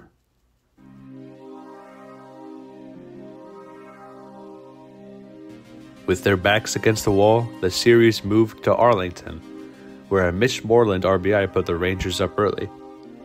However, the bats finally came out to play, as Upton, Pena, and Jaso would combine to give the Rays a 3-2 lead heading into the 9th, where Crawford and Pena would put the game away, sealing a 6-3 win. In Game 4, Pena continued where he left off with a triple in the second that later scored on an error. And with some help from Longo, the Rays are able to put up a 5-0 lead. The Rangers were able to threaten with a couple runs, but Soriano was able to shut them down for the second straight game, forcing a decisive Game 5 at the Trop.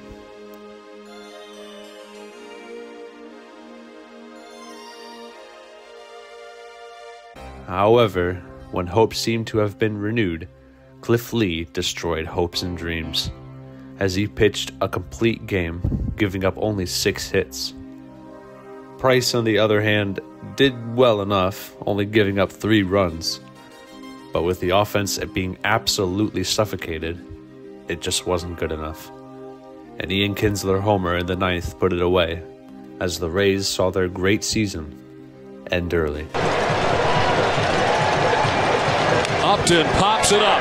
Left side, Elvis Andrus is backpedaling. He is under it. He puts it away. And the Texas Rangers have won a postseason series for the first time in franchise history and move on to the American League Championship Series to face the New York Yankees.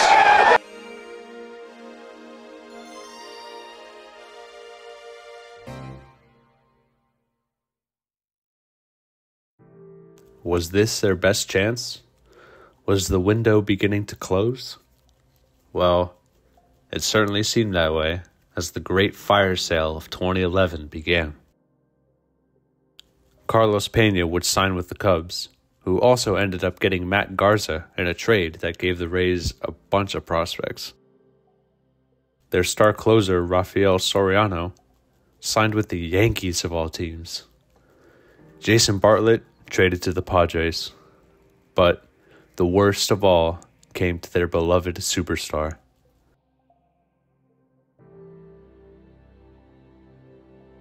Carl Crawford, the man who they literally moved the stadium wall down for, would sign, at the time, one of the largest paid contracts in MLB history.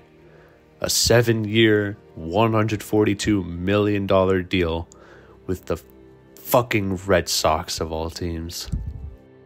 To lose the face of a franchise is one thing, But to watch him go to your arch rival, and it hurts. But hey, to make up for it, the Rays signed Johnny Damon and Manny Ramirez. Oh boy, yeah, that aged incredibly poorly, as while Damon ended up being a rental who provided decent value, Ramirez played 5 whole games before being suspended for illegal substance usage, and he never played for the Rays again.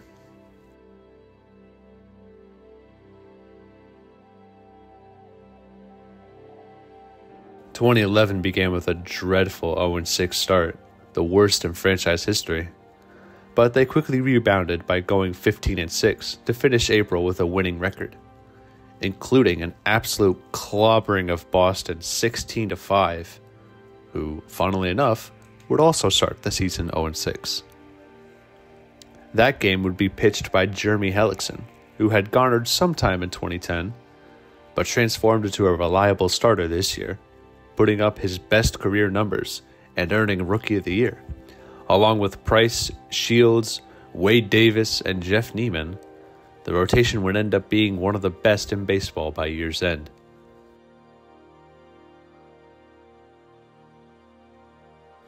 The team treaded water in May, going 14-13, settling around the middle of the pack. Brandon Geyer, a call-up to replace Neiman's roster spot after he got injured, would homer in his first at-bat, and he got at least a bit of time before inevitably being sent back down. Ironically, he's most well known for being hit a lot. In fact, he's the most hit player of all time, with a minimum of 500 plate appearances. Despite putting up solid wins, the team was unable to find the consistency they had in previous years, often trading wins and losses. At the end of June, they sat at 45-36, which, while a respectable record, still left them in third place behind the Yankees and Red Sox because, of course, a reoccurring theme, if you will, as the Rays would be first place in the AL Central, but, of course, they're stuck with these two assholes. As Price and Shields ended up ineligible to pitch, the Rays' lone all-star representative would be Matt Joyce, a man who was quietly having a solid year, and while he would never have a better year than this one, he still played well enough to earn a starting role. Damon had also settled well into his role as the DH, and while he would only stay for one season, he would hit 16 homers and 73 RBIs. Good enough for a rental. They could be a lot worse, trust me. In July 17th, the Rays once again faced the Red Sox in what would become an absolute shit show of a game. The offense went completely limp for both teams, as the game headed into extras scoreless. Madden ended up being ejected due to a check swing call, and the measly Rays offense was only able to put up 3 hits all game. Yeah, it went for 16 innings. Imagine watching a 5.5-hour game only to see the most feeble offense of all time not even score a single run. Man, I sure hope that never happens again. An ugly July would lead to the division race being all but sealed, as the Rays sat 10.5 games behind Boston and 8.5 out of the wild card. August saw the Rays begin to put themselves together, with a pair of 5-game winning streaks to boost themselves up a bit, but things were looking to be too little too late. On September 2nd, the Rays sat at 74-63, 9 games behind Boston for the wild card. The Red Sox had a 99.4% chance to make the playoffs, with the Rays' hopes practically flatlining. But hey, anything's possible. You just gotta take it one game at a time.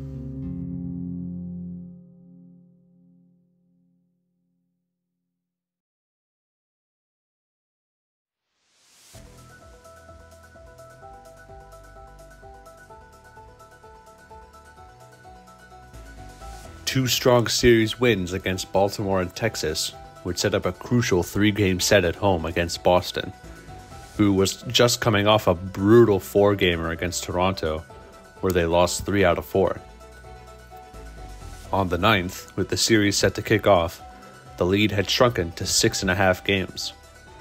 Game 1 saw Wade Davis put on an absolutely electric performance, throwing a complete game and only allowing 6 hits in a 7-2 win. The next night saw things go down to the wire, as the teams traded runs until the Rays entered the 9th with a 5-3 lead. That lead would soon vanish, as back-to-back homers would tie the score up heading into extras. However, Boston wouldn't get another man on base, and in the 11th, Jennings would launch a ball into deep center that led to a triple, and Longoria would finish it up with a liner. And a line drive, base hit into center. Rays win it. Jennings scores, and the Rays win in 11. To wrap a nice little bow on things, Shields would pitch a dominant game the next day, throwing 8 1/3 innings of 1-run ball, as the offense absolutely bullied the Boston pitching, as Upton would crush a monster slam in the 5th to put this game away. In a huge series, the Rays would sweep the Red Sox, capping off a stretch where a Rays 5-game winning streak perfectly coincided with Boston's 5-game losing streak, leading to the lead being only 3.5 games. It wouldn't be long before the two teams met again, just a few days later for a 4-gamer in Boston, with the lead sitting at 4 games. Game 1 saw more of the same, with Hellickson and the bullpen doing their part in shutting down Boston's offense. And another Longoria homer would open up a big cushion that the Rays held on to for the win. The next night saw a close affair, with the Longo homer being answered by a couple RBIs, and heading into the 4th with the game tied at 3, Mike Aviles would hit a huge fly ball to deep left that would go over the monster to give Boston the lead. The Rays had some chances to answer back, with Damon stealing 2 bases to get to 3rd, but they would be unable to come back this time, and Boston earned their first win against the Rays in September. Jeff Neiman took the mound on the 17th, knowing the stakes, as every win mattered, and he put on a solid performance. Only 2 runs allowed, as the offense was able to build a 4-2 lead. With Joel Peralta coming in for the save, he fanned the first 2 hitters before allowing a man on with a hit. But he was able to get the last out, as the Rays won a crucial Game 3. But even more importantly came Game 4, the last time these two teams would face each other. And an offensive explosion in the 2nd set the tone early, as the Rays jumped out to a 3-0 lead. Darnell McDonald was able to make it close, cutting it down to 4-2 in the 4th, but the Rays were able to respond quickly, building up an 8-2 lead, thanks to efforts from Zobrist, Upton, and Joyce. A Mike Aviles homer briefly made it interesting by making it 8-5, but Peralta would once again come up big, closing the door on Boston's comeback and securing the series win. Going 6-1 against Boston in September was absolutely critical, as the Rays sat at 85-67 after the 18th, going 11-6 in September thus far.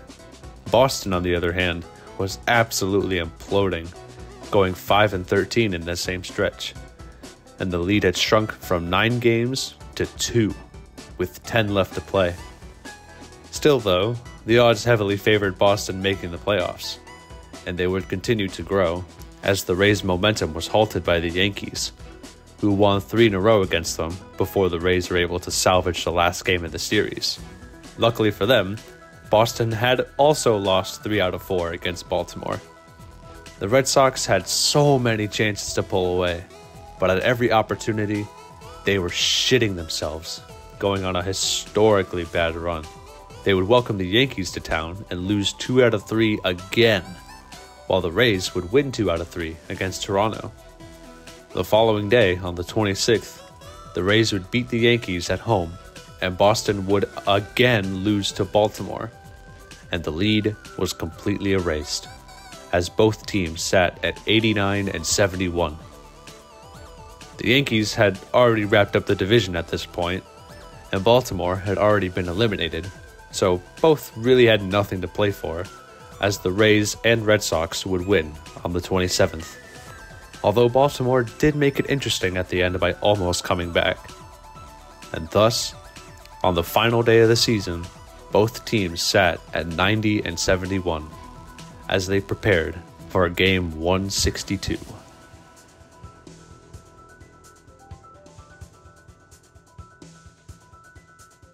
Heading into today, Boston still had a 59.4% chance to make the playoffs. That night, as both games began at the same time, both teams' playoff odds hung in the balance. And tonight, they will take on the New York Yankees, trying to sweep New York and move ahead of the Boston Red Sox, who play tonight in Baltimore. Rays trying to keep the pressure on the Red Sox. David Price, who was otherwise having a good year, struggled right off the bat, as Robinson Cano would score off a bad throw, and he quickly got into another hole in the second as the Yanks had the bases loaded with 2 outs, as Mark Teixeira came up to the plate. All he needed to do was get him out, and this would be over. And he almost got him, until... 3-2, and there's a shot hit deep into left center field. That ball's got some carry, and it's gone.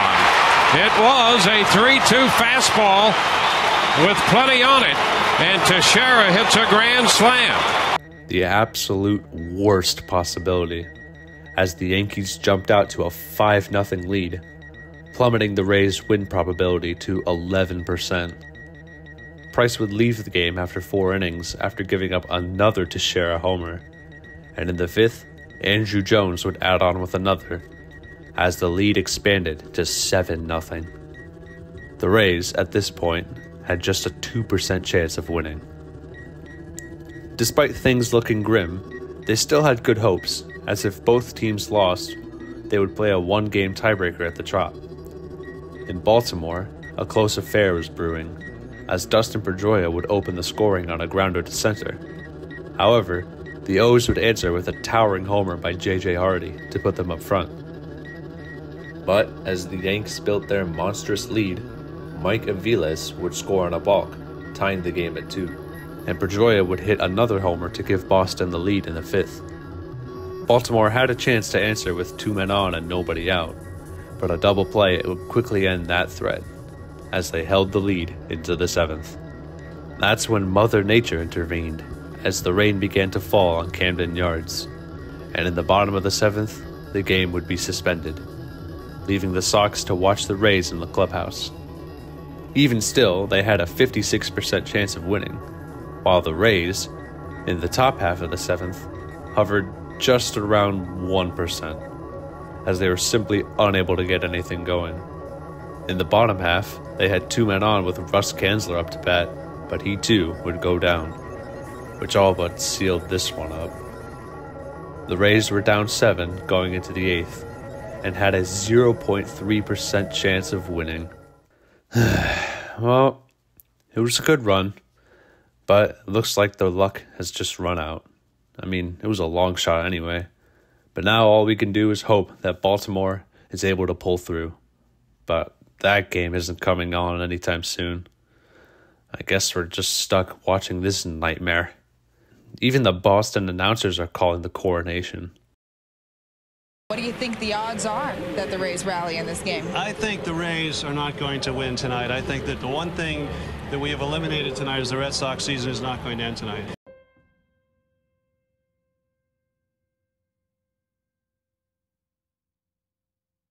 In the 8th, Damon leads off and is able to get on with a blooper into shallow center. Then Zobrist is able to knock one down the left field line for a double.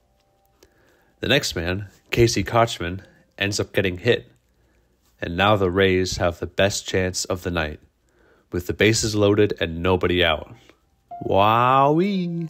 The win percentage has jumped to an astounding 3%. That brings Sam Fuld to the plate, a man who I haven't mentioned at all yet, but he had an alright year. But notably, he didn't strike out very often, which was nice. The Yanks would make a substitution, bringing in Luis Ayala, who is somehow their 9th pitcher of the night. Guess they were having a bullpen night before that even became a thing. He got off rough, going down 3-0, before working it back to 3-2. But the next pitch is low, allowing Fold to walk and the Rays finally to get on the board. Amazingly, this brings the win percentage to an incredible 6%. Wish it could have done this sooner. The next hitter is Sean Rodriguez, who quickly goes down to 0-2. But then... And he's hit. Ayala hit him with a pitch. That's going to force home a run. The Rays make it 7-2. Okay, it's 7-2 now. And the win percentage is up to 12%. Jennings is able to work the count to 3-2, but he swings and misses as the Yankees are able to get the first out. Now they sit a double play away from ending this rally.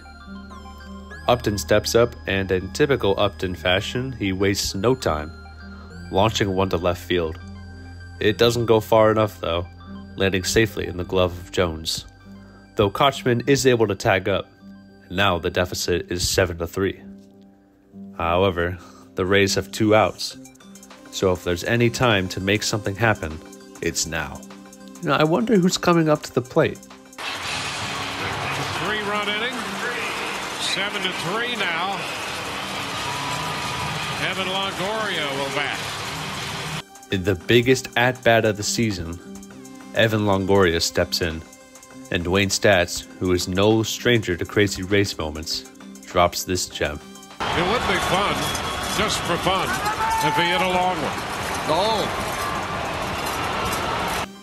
It would be fun, but it'll never happen. And there it is!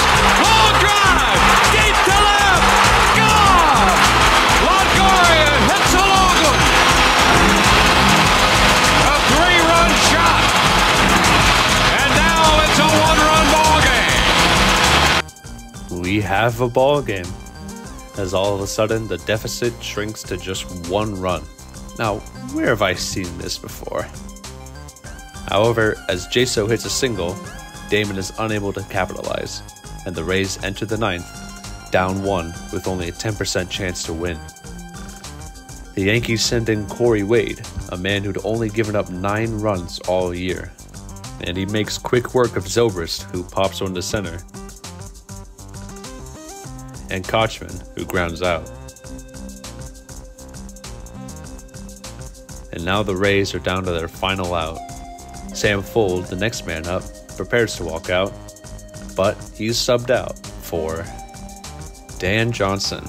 Aside from having that one moment in 08, has been very not good, having a bad year in the few games he did appear in. Midway through the season, he was even DFA'd and spent quite a lot of time in Durham. Now, why would they bring in this guy at this time? Well, Dan Johnson is coming up for one reason, and one reason only. Hit the ball out of the ballpark. Funnily enough, Wade and Johnson both spent time together in Durham earlier this year, before Wade was shipped off to New York. It's just such a Rays move to trust in potentially the entire season in an old journeyman. And tonight, once again, the baseball gods would smile upon Dan Johnson. Johnson hits it down the right field line. That ball's going to be fair and gone. Dan Johnson does it again. He had a magic moment in 08 against Jonathan Papelbon, and he lines a pinch hit home run to tie this game in the bottom of the 9th inning here against New York. We had Crawford's corner, and now we have Johnson's corner.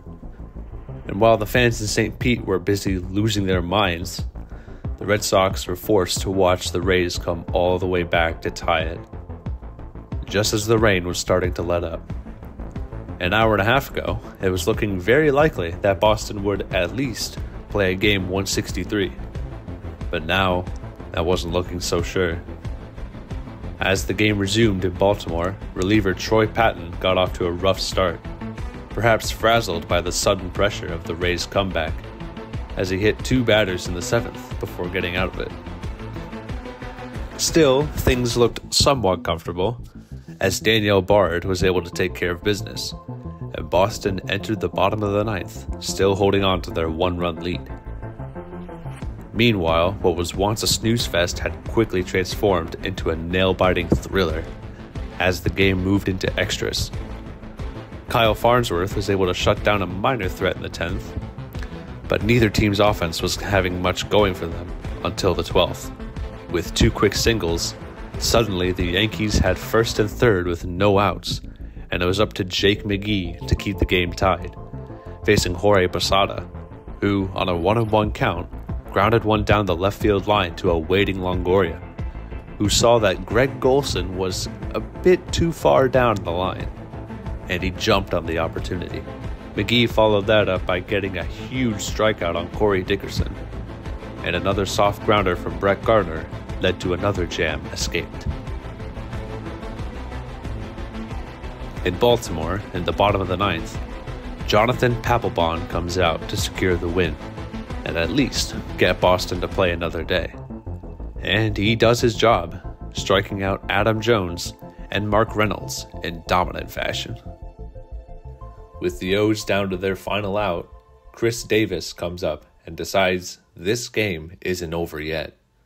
A double down the line brings up Nolan Reimold, who gets into a 2-2 hole. Down to their last strike, all Papelbon has to do is finish it off. Reimold in the air, right center field, nobody's going to catch it. They'll go up and over. The Orioles done it. They have tied this game up. Nolan Reimold, 2 down. Behind in the count, 9th inning. It's 3-3. Robert Andino steps up now, and at this point, you just gotta wonder, what curse fell upon the Boston Red Sox in September? How did a team who had a 9-game lead at one point collapse this badly? And even still, despite everything, they had the chance to remedy it all tonight, but they blew it again. Can you hear the baseball gods laughing? It's improbable, but maybe they signed their fate away months ago. Maybe it can all be traced back to one man. Here's the 1-1 delivery. That is into right field, and no, it's trapped! The Orioles coming to the plate, Reimold! They did it! They did it! They did it! The Orioles have beat the Red Sox! 2 runs, bottom of the 9th inning!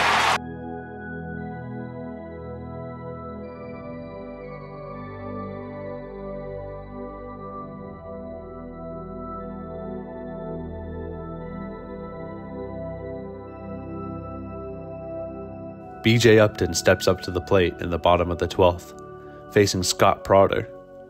He fouls one off, strike 1. Watches one go wide, ball 1. He swings and misses for strike 2, and the crowd goes wild. And the Baltimore Orioles have just beaten Boston. They've scored 2. In the bottom of the 9th against Papelbon, and the Orioles beat Boston 4-3. With the Red Sox loss, all the Rays have to do is win, and they're in the playoffs. After clawing their way back all month, they now have the chance to finish the job. Moments later, with Upton down on strikes and Longoria up, the score is posted for all to see, and well, you all know what happens next. SB Nation estimates that given the factors available, how Boston had a 0.3% chance to miss the playoffs on September 3rd, the Rays had a 0.3% chance of coming back down 7-0 in the 8th. Boston had a 2% chance of losing when Baltimore was down to their final strike, and the Rays had a 2% chance of winning, with Johnson also down to his final strike. It all comes together to be a 1 in 278 million chance of everything turning out the way it did. It's unbelievable how improbable this night truly was, and this whole comeback throughout the entire month. The Rays' surging perfectly coincided with Boston's collapse, with the final game being a microcosm of everything before it. The Rays should have had no chance, Boston should have easily run away with a wild card. But that's the magic of baseball. Nothing is absolute. Anything can happen. Even the craziest, wildest of possibilities. 2-2 and a line shot down the left field line. That ball is gone, and the Rays win it. A line drive home run by Evan Longoria, and the Rays storm the field. It's an 8-7 final on Longoria's second home run. Tonight, on September 28th, 2011, the Rays would cement themselves in the middle of perhaps the greatest night in all of baseball and show the world that nothing is truly impossible.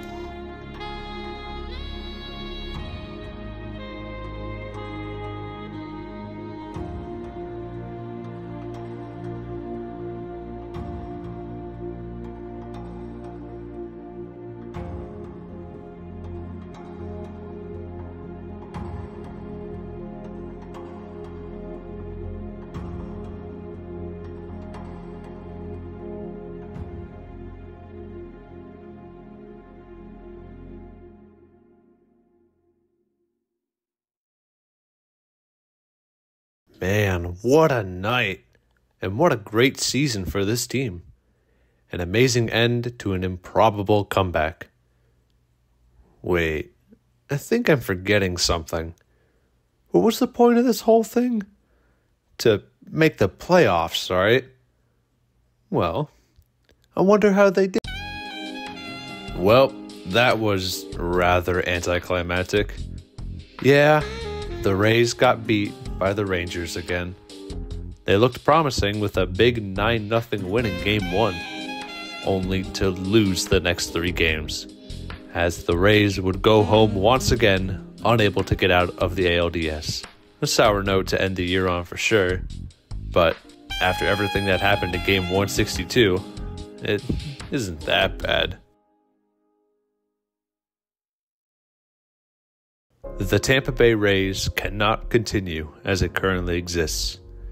Baseball will not survive in downtown St. Petersburg. Those were the words of Stu Sternberg in 2010 in response to low attendance and the possibility of a new stadium, or perhaps moving the team entirely. Heading into their 15th year of existence, the Rays finished dead last in attendance 7 years in a row, and only 3 times were outside the bottom 3. This trend would continue into the 2010s, as from 2012 to 2019, the Rays would be at the bottom all but once. People were beginning to take notice of the poor figures, and there are many potential reasons. The easiest is to pin the blame on the fans for not being passionate enough or willing enough to go to games. However, the root of the problem is deeper than that. Tropicana Field's location in downtown St. Pete had them screwed from the get-go, having the lowest population within a 30-minute radius of any team, with most fans coming in from Tampa and having to cross the nightmarish Howard Franklin Bridge. Seriously, that bridge is an absolute hellhole. Due to this, Stu mentions how they're looking for places in St. Pete and Tampa for a new stadium. However, we also have to talk about another important factor. The fact that St. Pete and Tampa don't necessarily like each other. With all the major development happening in Tampa, with the Buck Stadium and the MacDill Air Force Base, St. Pete fought back by bringing in spring training games. Throughout the long process of bringing a team to Tampa Bay, Pinellas and Hillsborough counties were at each other's throats. And even now, getting any work done together is a tough bargain. Nonetheless, Sternberg assures the Rays will play out their lease until it expires after the 2027 season, giving them plenty of time to find a compromise. Right? Back on the field, the team had some retooling to do after another disappointing postseason. John Jaso was sent to Seattle, and to replace him, Jose Molina was signed. Fernando Rodney was also brought in to help out the bullpen, a man who can get up to some shenanigans at times. Once in 2009, after a save, he threw the ball from the field all the way into the press box. Impressive, but it also landed him a 3-game suspension. The Rays also brought back Carlos Pena, though, spoilers, he kinda sucks now, but at least he can still hit homers. The Rays had high expectations this year, looking to once again compete for the division crown. And things started out well enough, going 35-25 in their first 60, but New York and Baltimore were hot on their tail. Zobrist was having another great year, and the pitching staff was absolutely electric, with Price having his best season, ultimately winning the Cy Young. Rodney also casually saved 48 games with an ERA of .6. Yeah, .6. The second lowest ERA of any reliever who threw at least 50 innings. Ever. However, disaster would strike, as Longoria would go down with a torn hamstring, and would miss most of the season. He would return later, but only as a DH, and his presence would be sorely missed, as offensive pickups like Pena and Luke Scott failed spectacularly. Not even the defense was safe, as nobody for the life of them could play shortstop. Rodriguez, Reed Brignac, and Elliott Johnson were all pretty terrible, forcing Zobrist to come over from second base to cover, leading to holes on the field. June and July would see the team treading water, only a few games over 500. But to make matters worse, the Orioles were busy having a great year, as they began to gain distance in the division race. And by September, the Rays were once again in the middle of the wildcard race. Unfortunately, their luck would not help them again, as despite MLB introducing a second wildcard team, they were unable to catch the O's and Rangers, missing the playoffs. To cap off the cherry on the shit Sunday, the Rays were perfected for the 3rd time in 4 years, this time by Felix Hernandez and the Mariners. And, oh look, there's John Jaso, catching the game against his former team. Whatever. He would go on to have a good life on the sea. 2012 proved that having sustained success was quite hard, and it's very easy to watch a season go to waste, especially troubling when the window was beginning to close. The signs were already there with the departure of Crawford, Bartlett, and Garza back in 2011, but this offseason made it truly seem like the beginning of the end, as they would lose Shields and Davis in a trade with Kansas City, and Upton would sign with the Braves. By 2013, only 3 players remained from that 2008 World Series team: Price, Longoria, and Zobrist. 2013 was the last chance year for this team. With players getting older and more expensive, they had to win now. A sentiment that wasn't exactly expressed, as they once again got off to a slow start, going 14-18 in their first 32. They remained a 500 team heading into the end of June, where they finally started to get their act together. By the end of July, they were once again in the thick of the division hunt. Alex Cobb, who had been a depth piece for quite a while now, had a breakout year, despite almost missing some time when a line drive plunked him right in the head. Matt Moore had also evolved from a bullpen guy to a solid starter. Along with Price and rookie Chris Archer, who, yes, they got from the Garza trade, this tree is still going. The pitching staff was good enough, though Rodney wouldn't end up falling back down to earth. Longoria was able to stay healthy this time around, and along with new pickups Kelly Johnson and James Loney, the offense was a smidge better than 2012. I mean, hell, they even brought back Delman Young. In September, with Boston running away with the division, the Rays once again shifted focus to the wild card, as they competed with the Indians and Rangers.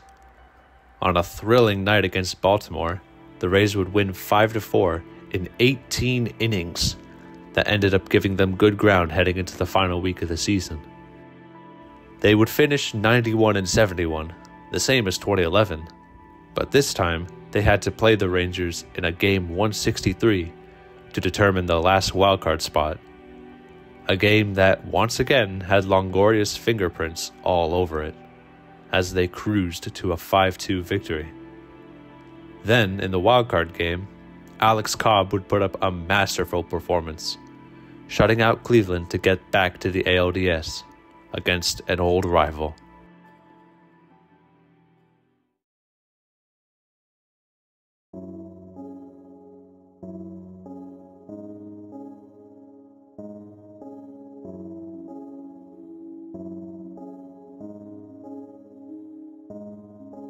The Boston Red Sox, who I guess were pretty mad after 2008 and 2011, looked to get their revenge, and in the first game, they went off, crushing Matt Moore and the Rays 12-2.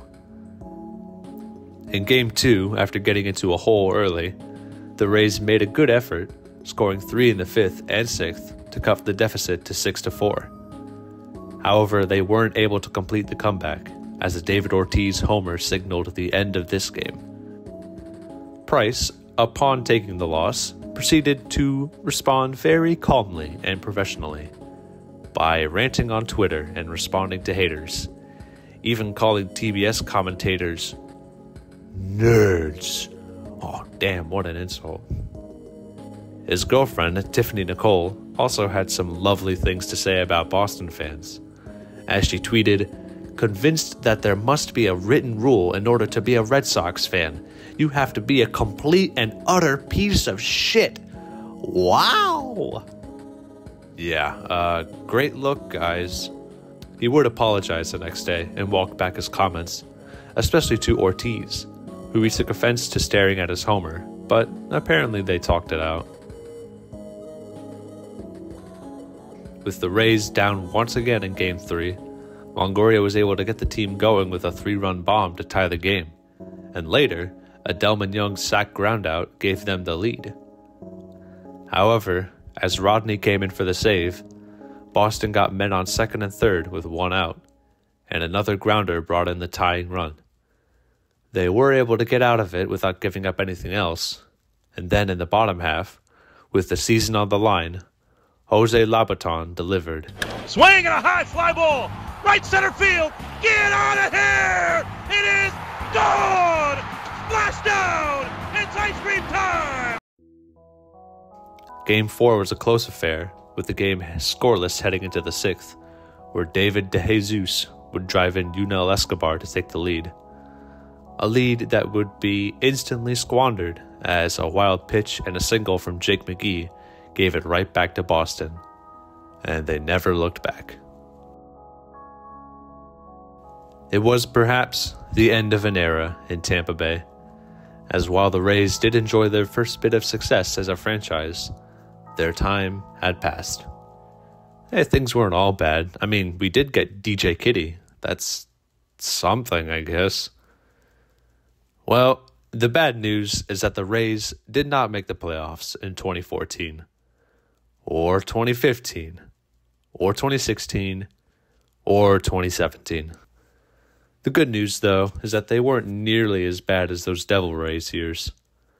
Welcome to the age of mid.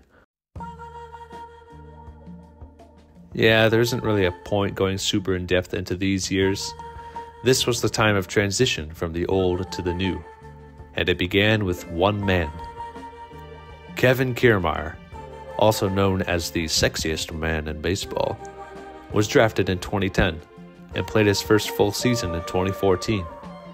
And while his hitting wasn't anything crazy, his fielding was exceptional, landing him 3 Gold Gloves and a Platinum Glove during his time with the Rays. In 2015, he would lead the league in defensive runs saved, although he wasn't able to save this one, as he leapt up the fence to rob a home run, only to realize the ball had hit the catwalk and was ruled a homer, due to the Trop's lovely catwalk rules. He would be one of the premier center fielders of the league during this time, and one of the few bright spots as the team hovered around mediocrity. In June of 2014, the team dropped to 24-42, the worst record they had in years. But they were able to turn it around somewhat, finishing 77-85, which, hey, was better than Boston. 2014 would also turn into a somber year, as the Rays looked to honor one of the greatest men in their organization.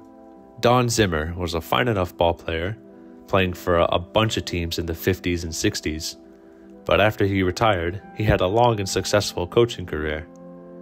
He bounced around from a bunch of teams, the Expos, Padres, Red Sox, Cubs, Giants, Rockies, and Yankees, before ending up in Tampa Bay in 2004 as a senior advisor. During his time with the team, he would become very respected due to his long history with baseball, as every year he would increment his jersey number. In 2014, he reached 66 years of playing/coaching in the major leagues. On June 4th, he died in Dunedin, not far from his home in Seminole, and the rest of the season was played in his honor. The next year, the Rays would retire his number 66, and in 2023, with the introduction of the Rays Hall of Fame, Zimmer became the first inductee.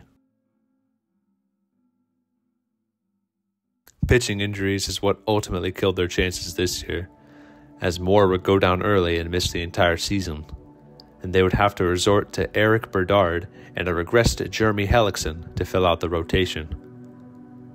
At the deadline, and just after another All-Star appearance, David Price was traded to the Tigers, getting Nick Franklin and Drew Smyly, a trade that didn't really work out very well, as Price would serve some solid time in Detroit and later Boston, before finishing his career with the Dodgers.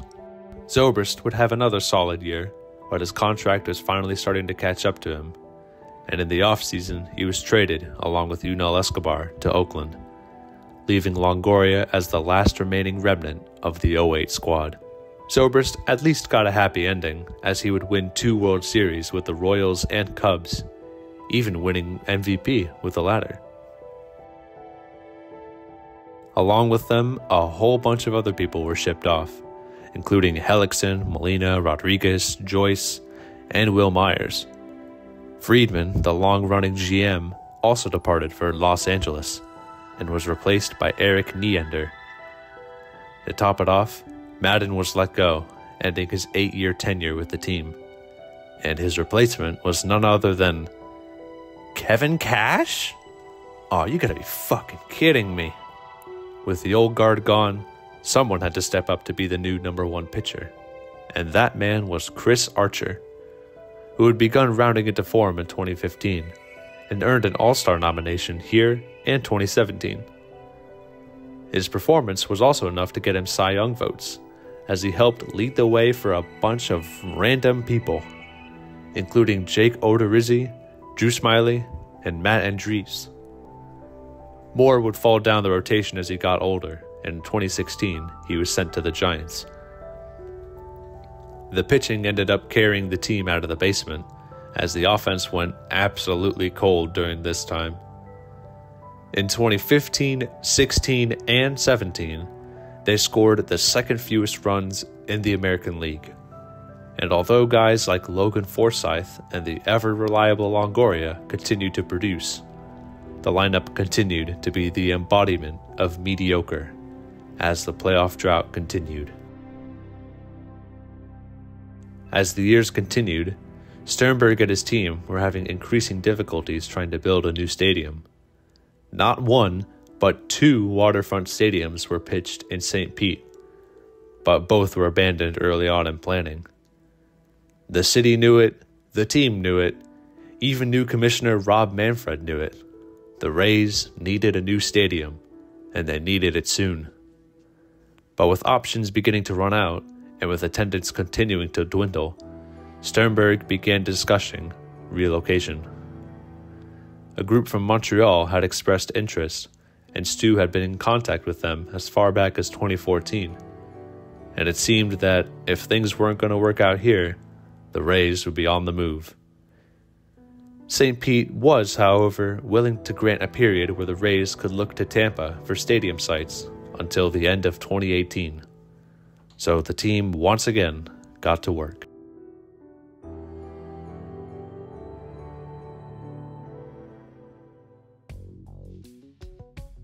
March of 2016 saw the Rays once again playing in international waters as they played in Cuba against their national team. A moment that also saw the first presidential visit in 88 years. The Rays would win that day, and 2016 began as more of the same, with a 31-32 record in mid-June. But then, the wheels fell off, and the team utterly self-destructed. From June 16th to July 16th, the Rays lost 24 out of 27, plummeting them down to the bottom of the division, and they never recovered. Alex Cobb, who had gotten Tommy John the year before, was only able to play 5 games this year, and Archer, Moore, and Smiley all regressed after 2015. With the additions of Brad Miller, Corey Dickerson, and Logan Morrison, the Rays set a new franchise record for 216 homers, which sounds great until you realize that 136 of those were solo shots, while putting up the worst batting average in the league.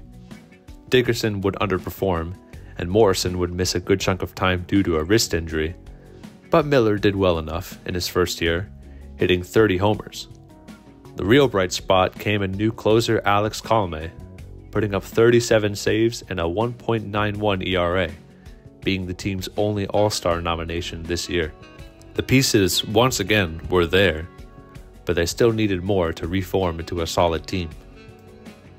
They once again sputtered into a mediocre season in 2017, but there was hope to be found. Steven Souza Jr., after having 2 underwhelming years, had a solid campaign, hitting 30 homers, and Logan Morrison was able to bounce back and have a productive year. Kiermaier had another great year as usual, despite injuries holding him back somewhat, and Longo was still doing Longo things, leading the team in RBIs. Aside from that, there wasn't much else in the hitting department. Miller had a huge fall off. Dickerson had a great first half, earning him an All-Star nom, then completely fell off in the second.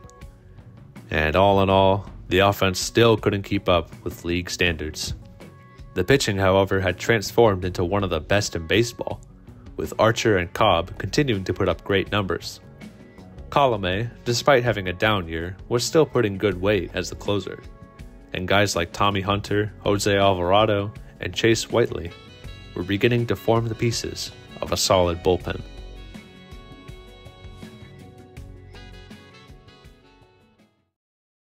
December 20th, 2017. A day that many dreaded would happen, but also a day that seemed inevitable. Evan Longoria, the face of the franchise, and the greatest man to ever play for the Rays, was traded to the San Francisco Giants in exchange for Denard Span, Christian Arroyo, and prospects. It was a deal that financially made sense, as Longo was set to make $14 million in 2018. And with the Rays being as stingy as ever, it seemed fit to deal away their aging third baseman. But of course, trading away the face of the franchise hurts a lot. I remember the day the deal was announced, I was shocked. I think every Rays fan was shocked. We thought we would see Longo retire as a Ray, and now here he was being sent to the other side of the country. And the pieces they got in return didn't help matters. Span was sent off not long after, and Arroyo only put up okay numbers before he too was traded. Longoria, on the other hand, despite having a down year in San Francisco, still played better than those two guys, and he continued to fill in as a leader in the other Bay Area. In 2023, he would sign with the Diamondbacks, who would go on a crazy run, as Longo ultimately got the last laugh against Philly in the NLCS to reach the World Series once again, only to lose the exact same way the last one went. With Longo gone, the team was entirely focused on the future, with Souza Jr. and Dickerson also being traded, and Cobb leaving in free agency. In return, the Rays saw the emergence of Tommy Pham and Willy Adames, as well as getting Joey Wendell from Oakland.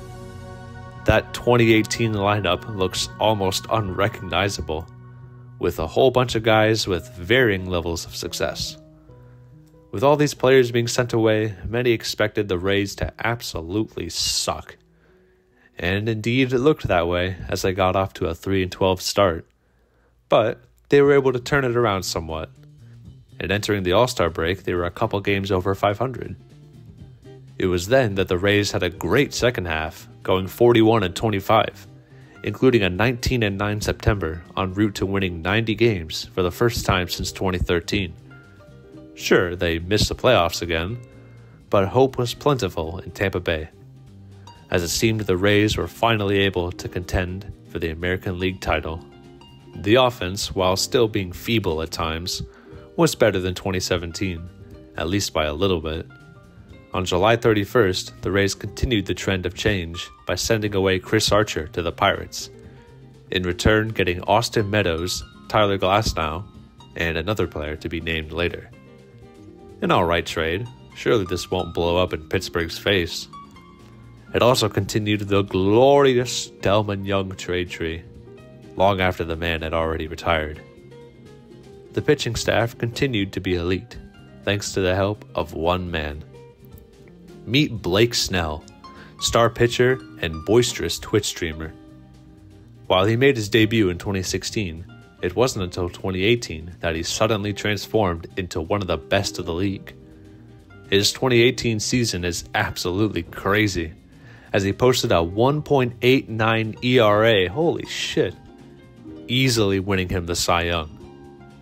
Outside of him, yeah, the rest of the rotation was just okay, but the bullpen was also killer. Alvarado, Diego Castillo, Chaz Rowe, and Ryan Stanek were forming one of the best bullpens in baseball. In fact, their strong bullpen is what helped them accomplish their new strategy, the opener. With Archer gone, Snell missing some time, and Nate Eovaldi being shipped away, the rotation was looking rather empty. But instead of scrambling to find some scrimblow to fill in, the Rays would stack relievers in a bullpen day, where one man opens the game by throwing a couple innings, before handing it off to a bulk guy. This strategy turned out to be quite effective, as the bullpen was flexible enough to adapt and bump the Rays up a bit. 2018 also saw the most ambitious stadium proposal to date, a site in Ybor City, a monster $892 million project. The renderings sure looked incredible, but the question of funding once again entered the conversation, and the team was unable to scrounge up enough funds, as Stu expected taxpayers to cover most of the cost. Support for the proposal quickly dwindled, and in December, the project was canceled, and the Rays' chance to build a ballpark in Tampa ended as well, as St. Pete had given up on their agreement to allow the Rays to look elsewhere. Only 9 seasons remained before the lease ended, and time was running out.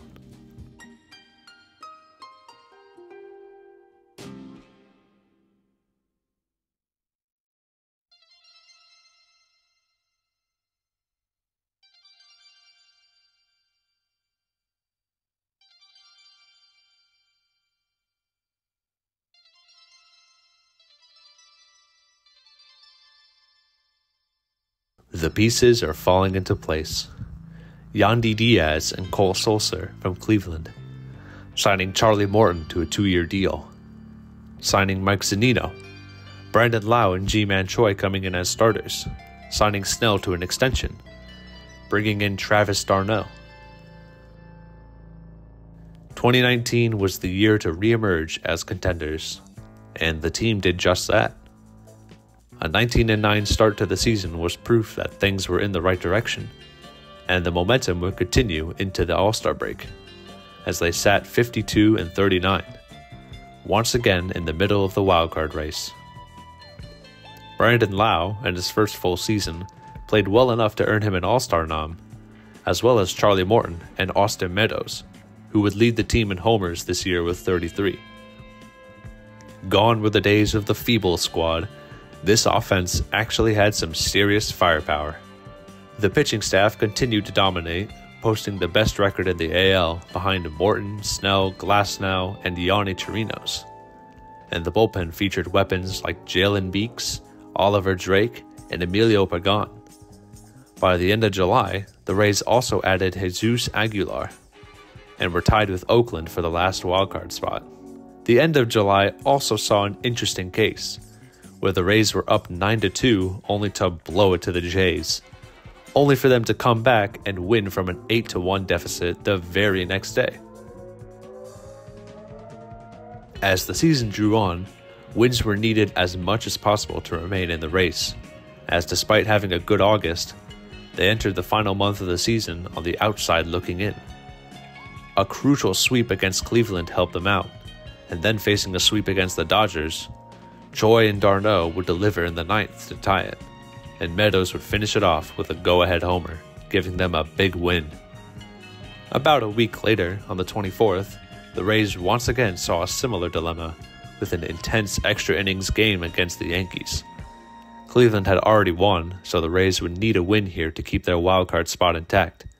And in the 12th, Choi would once again give the Rays the win. There's a shot back into right field. That's got carry. Gone! A walk-off for Choi. Rays win it in 12. Heading into the 27th, the Rays just needed a win and a Cleveland loss to clinch. And after the Indians lost to the Nats, the Rays took care of business in Toronto, clinching their first playoff berth since 2013. It was a time of excitement in Tampa Bay, as the Rays put up 96 wins and had the tools to go the distance, though the road would be tough as the second wildcard. Though, of course, leave it to Stu and co. to ruin the fun with their bullshit. In the midst of the season, with the team still very much playing good ball, Stu announced his most asinine plan yet: to split the team with Montreal and have them play in Tampa for the first half of their home games, and then play the second half and postseason in Montreal. If this sounds insane, that's because it should. The man who can't even get one stadium deal now thinks he can get two? Of course, this can also be seen as an effort to increase pressure on the city, which it most definitely was. But leave it to Stu to continually double down on this stupid plan. The fact of the matter was, there were fans in the Bay Area. Their TV ratings continually rank among the best in baseball. If the stadium was actually in a real downtown area, even in downtown St. Pete, it would help a lot. Nonetheless, despite the great baseball the Rays would put on in the future, this Montreal cloud of horseshit would hover over the team for the next few years, as the end of the lease grew nearer and nearer. 2019 also saw the death of Vince DeMolli, the man who brought the team to Tampa Bay. Sure, his tenure as owner was less than stellar, but his impact cannot be denied, as likely without him, there would be no Rays.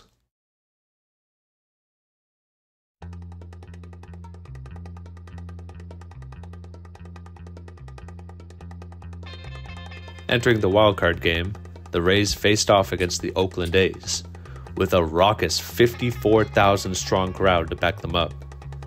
However, they wouldn't shake the Rays, as they would hit 3 homers in the first 3 innings, 2 from Yandy Diaz. Ramon Laureano was able to get Oakland on the board in the 3rd, but behind Charlie Morton and the dominant bullpen, the Rays would hold firm, as after the 5th, the A's wouldn't get a man past first for the rest of the game, leading to a Rays win. That'll do it. The Tampa Bay Rays are moving on to a date with the Houston Astros. Things were looking up, but now they had to face the Houston Astros, a team that had just won their first title 2 years ago, and was poised to make another deep run. They would set the tone early, jumping out to a 6-0 lead in Game 1, and not looking back, and being able to withstand a last-ditch effort in Game 2 to go up 2-0, looking to close out this one at the Trop. Sure, it's not like most expected the Rays to go far anyway. This was their first playoff appearance with a new core. But this young team wouldn't go down without a fight. Charlie Morton, facing his former team, would throw 5 innings of 1-run ball, as Kiermaier would give the Rays their first lead of the series with a 3-run blast. In the fourth, the Rays piled on with a Brandon Lau homer, a double from Meadows, and another hit from Pham, plating 4 runs, as they cruised to a Game 3 win. Game 4 saw the offense pick it up again, as Verlander was lit up in the first by a Pham homer and some clutch hitting to go up 3-0 early. Houston had a chance in the fourth, with Altuve getting on and Alvarez launching a ball to the wall. The speedster that he is, Altuve should have had no trouble scoring here, even from first. But Kiermaier was about to show just how good of a defender he was, as he made a great throw from the wall, and Adames made the perfect relay, throwing it to d'Arnaud, who nailed Altuve at the plate. Houston wouldn't get anything going for the rest of the game, and the Rays would force a do-or-die Game 5.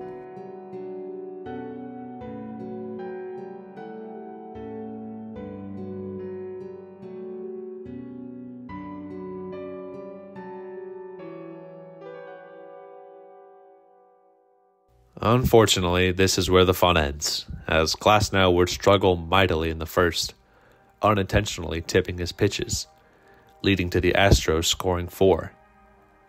Garrett Cole and Houston's bullpen was electric, holding the Rays to just 2 hits the entire game, and the Astros won the series in 5.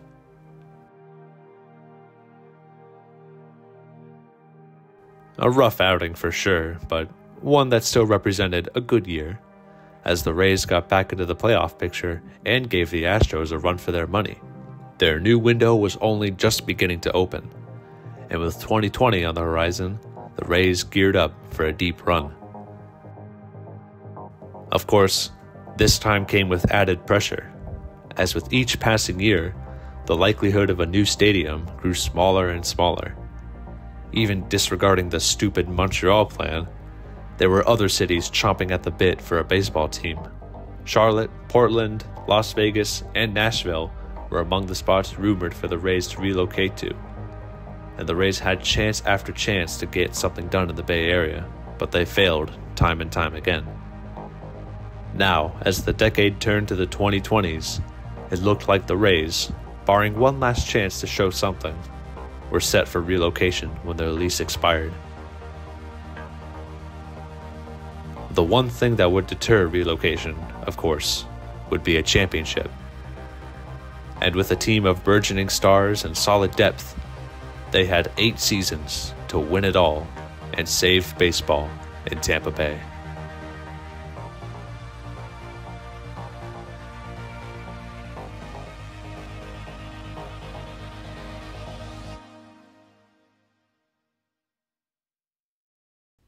Man, last year was such a good year for the boys. I mean, they made the playoffs, and they actually held their own for a bit instead of just being swept or something. They've got a great group of guys down there. Hopefully this year they can break through. Oh man, I can't wait for the next exciting season of Rays baseball.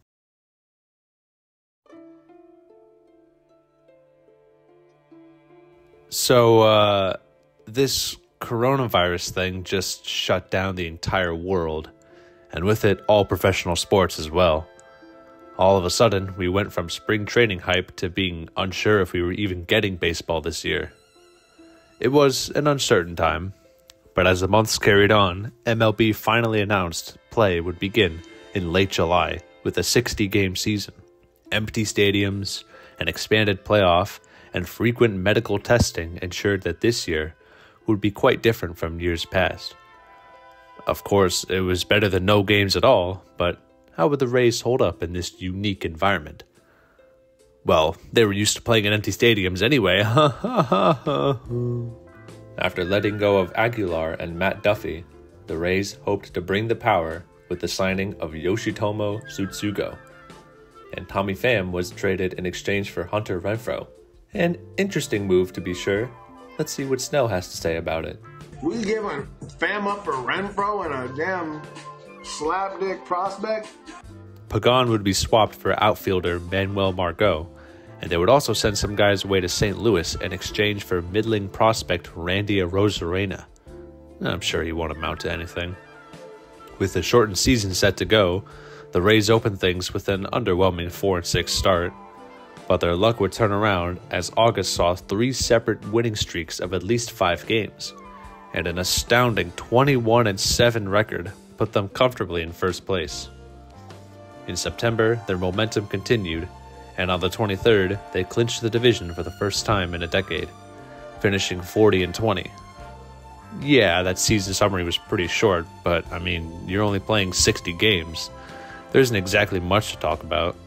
While the offense took a bit of a backstep from last year, especially with Yoshi and Renfroe underperforming, guys like Lowe, Adames, and Diaz continued their stride this year, with Lau hitting 14 homers.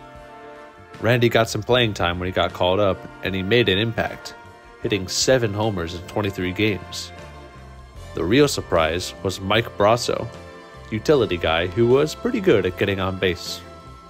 The most notable moment came on September 1st, when Brasso came up to hit against Aroldis Chapman in the 9th inning.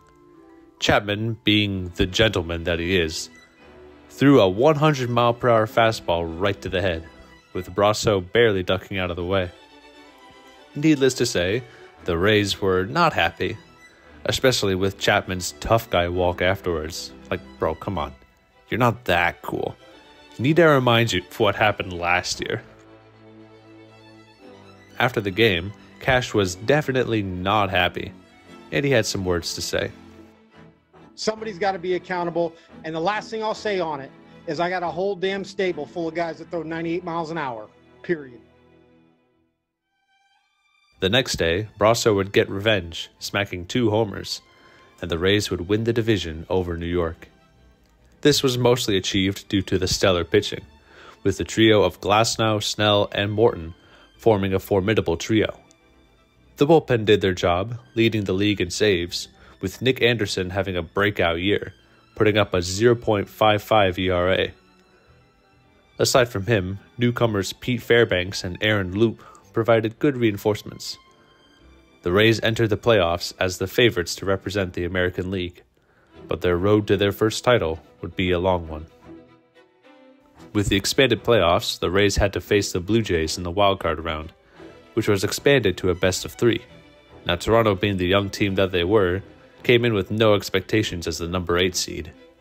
And it didn't take much for the Rays to overcome them, as dominant pitching from Snell got them the first game, and a grand slam from Renfroe helped seal the deal and clinch the series win. With the ALDS, the Rays had to travel to a neutral site, playing all their games in San Diego, and here they would meet a familiar foe. Man, this feels a lot like Boston back in the old days, huh?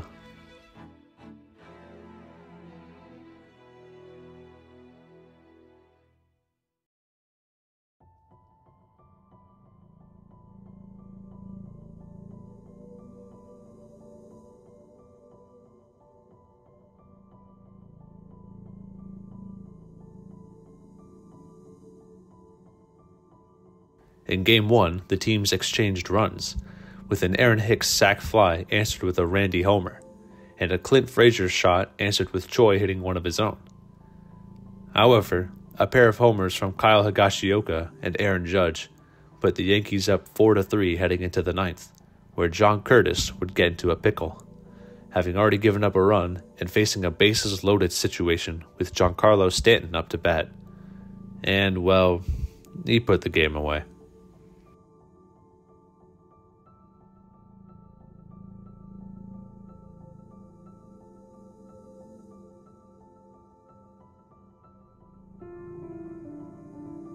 Game 2 saw Randy and Zunino hit more homers, and Margot would add on to build a 5-1 lead. Stanton would once again cause trouble, making it a 1-run game in the 4th, but the Rays were able to hold on for the win.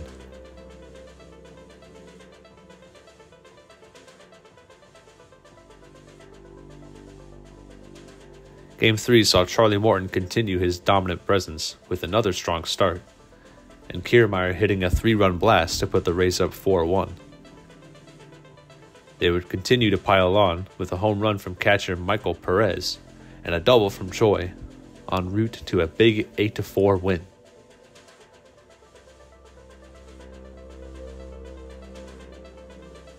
With a 2-1 series lead, the Rays headed into Game 4 with confidence, but the opener backfired on them, with Ryan Thompson giving up 2 in the second.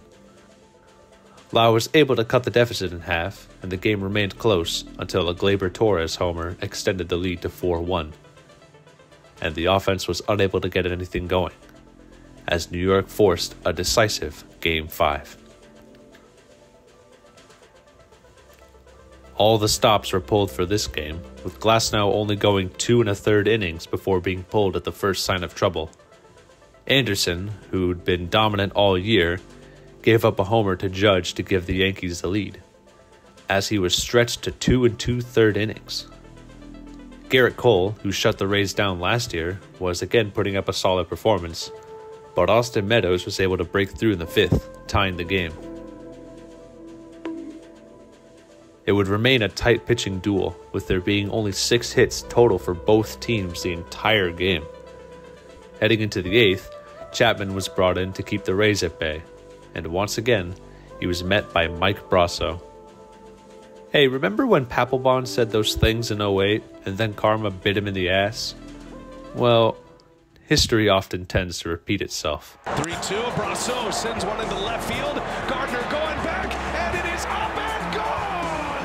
Mike Brasso has homered, and the Rays have a 2-1 lead.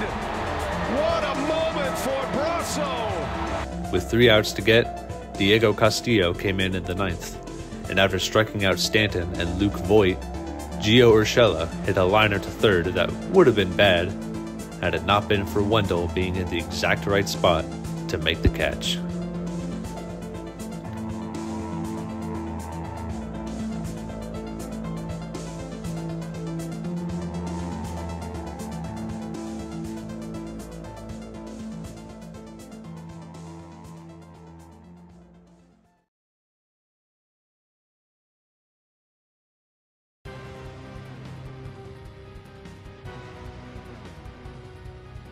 The ALCS saw a rematch against the Astros, who, despite entering the playoffs with a losing record, dispatched the Twins and A's to reach their 4th straight ALCS. Looking to get revenge, Randy continued his hot streak with another homer, and the pitching shut things down in a close Game 1 win. Game 2 saw the Rays presented with a good opportunity early on, with Randy hitting a single and Choi reaching on an error. That brought up Manuel Margot, who proceeded to blast one into center for a 3-run shot. The very next inning, Houston had a chance with 2 on and 2 out, as George Springer hit a ball into foul territory. It should have landed out of play, but Margot was able to leap over the fence and make the catch and keep it in his glove as he toppled over and landed on the concrete floor. Morton once again shut down his former team, and the Rays put this one away for another win. In Game 3, Jose Altuve struck first with a homer, but in the 6th, the Rays went off, as they got the bases loaded with 1 out. Wendell would knock in a run, and a hit by pitch on Adames would bring in another, but it would be Renfroe that would make the statement with a bases-clearing double that would put the game out of reach.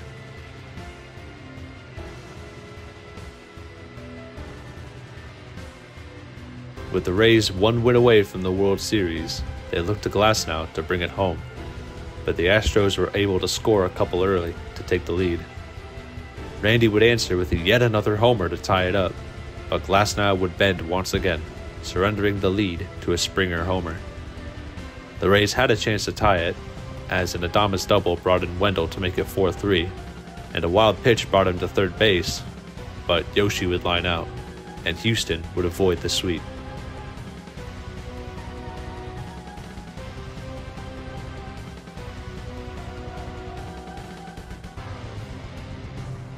Game 5 was another back-and-forth affair, as Michael Brantley would put the Astros in front 3-1. However, a pair of homers from Randy and Choi would tie the game up.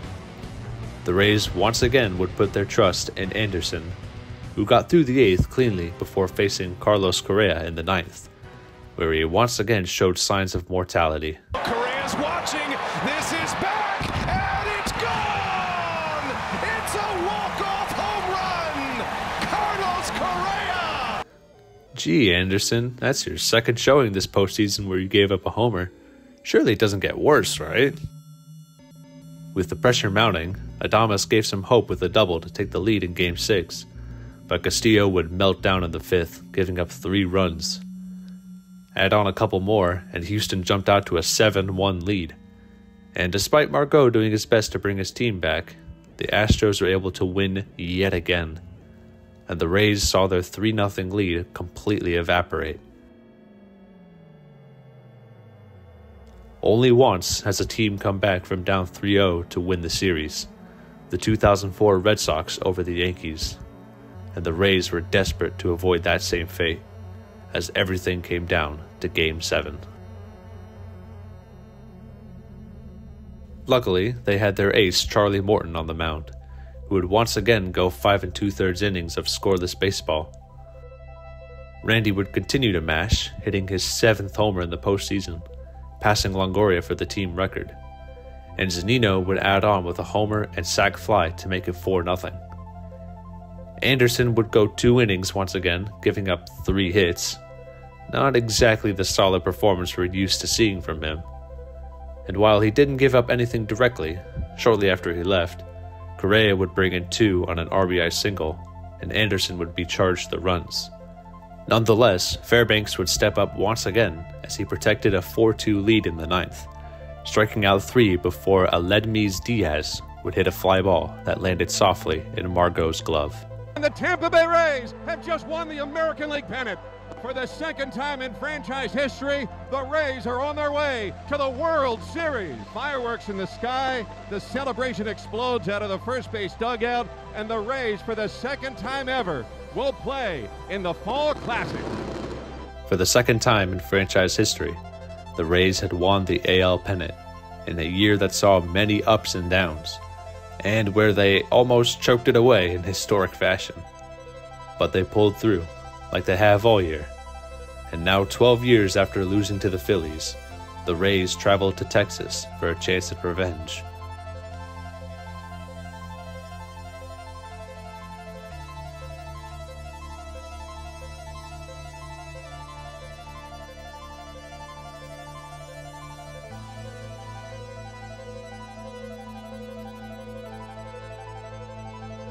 Their opponent would be the Los Angeles Dodgers, holders of the best record in the National League, and an absolute juggernaut of a team. They had just completed a 3-1 comeback against the Braves in the NLCS, and had made their 3rd World Series appearance in 4 years.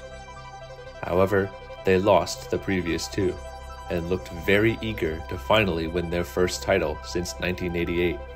They were even led by Andrew Friedman, former GM of the Rays, as they represented what the Rays could be if they actually had a decent payroll. Stu, being the cheap ass as usual, had the team post the 3rd lowest payroll in baseball, while the Dodgers had the highest. It seemed like the Rays had no chance, but they couldn't have come this far just to lose. Who knows when or even if they'll make it this far ever again. And with the looming lease deadline, they had to make the most of every opportunity given to them.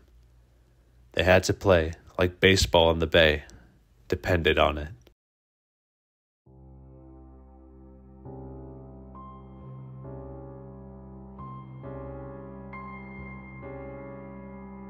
Game 1 saw Tyler Glasnow against the mighty Clayton Kershaw, but the Rays were able to hold their own, with Cody Bellinger and Kiermaier homers leaving the game at 2-1 in the 5th, where the Dodgers offense would break through, roughing up Glasnow, Yarbs, and Josh Fleming, cruising to a crushing Game 1 loss.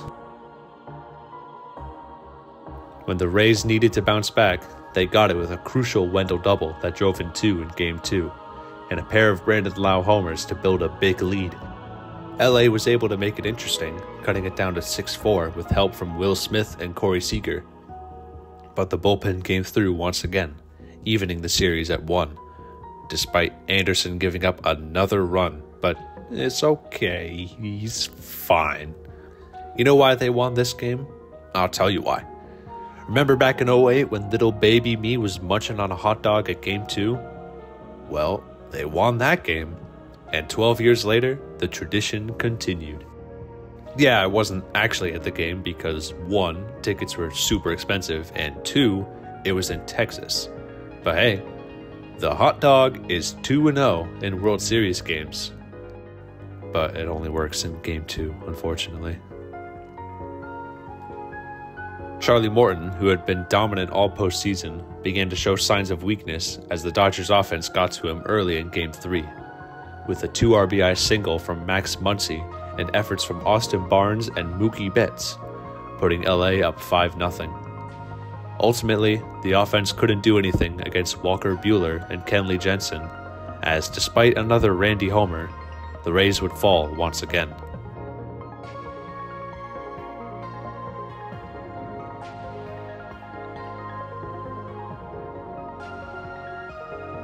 In a critical Game 4, the Rays would trust in their bullpen to come through, though Justin Turner and Corey Seager homers would give the Dodgers the early lead. Randy was able to get one back with his 9th homer in the postseason to make it 2-1, but Muncy would answer with a single to restore the 2-run lead. The teams would continue to jostle back and forth, a Renfroe homer answered by a double from Enrique Hernandez. A Lau 3-run shot responded with a Jock Peterson double scoring 2 that came yet again off Nick Anderson, who would give up another run to Seager in the 8th to make it 7-6, continuing his playoff woes. In the 9th, the Dodgers would once again summon Kenley Jensen to finish it off, and things seemed to be working out, as despite Kiermaier getting on base after the ball just barely missing Hernandez's glove, Yoshi and Wendell would both be out, leading to Randy taking the plate with 2 outs. In a long, arduous at-bat, Randy was able to work the count, and on 3-2, the ball fell to the dirt to get Randy on base. And with 2 men on in the bottom of the 9th in Game 4 of the World Series, up to the plate steps Brett Phillips. Phillips is a man who's been struggling to stay on a major league roster despite having promising potential. He spent a long time in the Houston minor league system before being shipped to Milwaukee, where he would make his MLB debut in 2017, where he put up fine numbers. His production soon declined, however, and he was shipped to Kansas City, where he did even worse. On August 27th, he was picked up by the Rays in a trade, and while he didn't play that much, he relished in the opportunity of being able to play for his hometown team. Having grown up in Seminole, Phillips watched the Rays play his entire childhood, witnessing the incredible run in 2008, and of course, the dream of any little leaguer is to have the game-winning hit, especially in the World Series. But Phillips was only a bench player, having not played the entire ALCS, and only having 3 at-bats this entire postseason. And yet, here he is, in the bottom of the 9th, with 2 outs, hoping to bring home the win. After a ball and a strike, Jensen's pitch hits the corner for a questionable strike call, and now the Rays are down to their final strike. Hey, wait a minute. This seems familiar.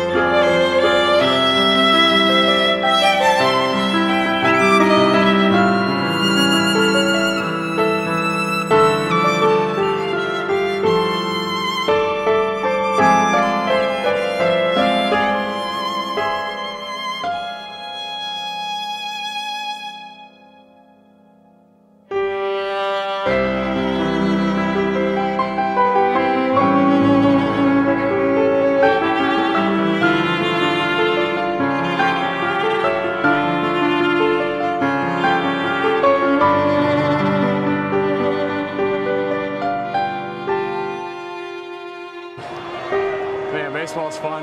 Wow.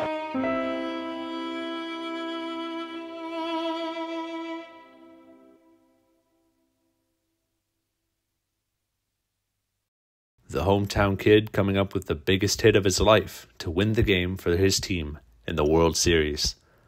It sounds like a good movie script, right? Right about now, the happy music would be playing and the credits would be rolling. However, this isn't a movie. This is real life. And this isn't the end of the series, as despite the incredible heroics, the Rays had to go out the next night to do it all again.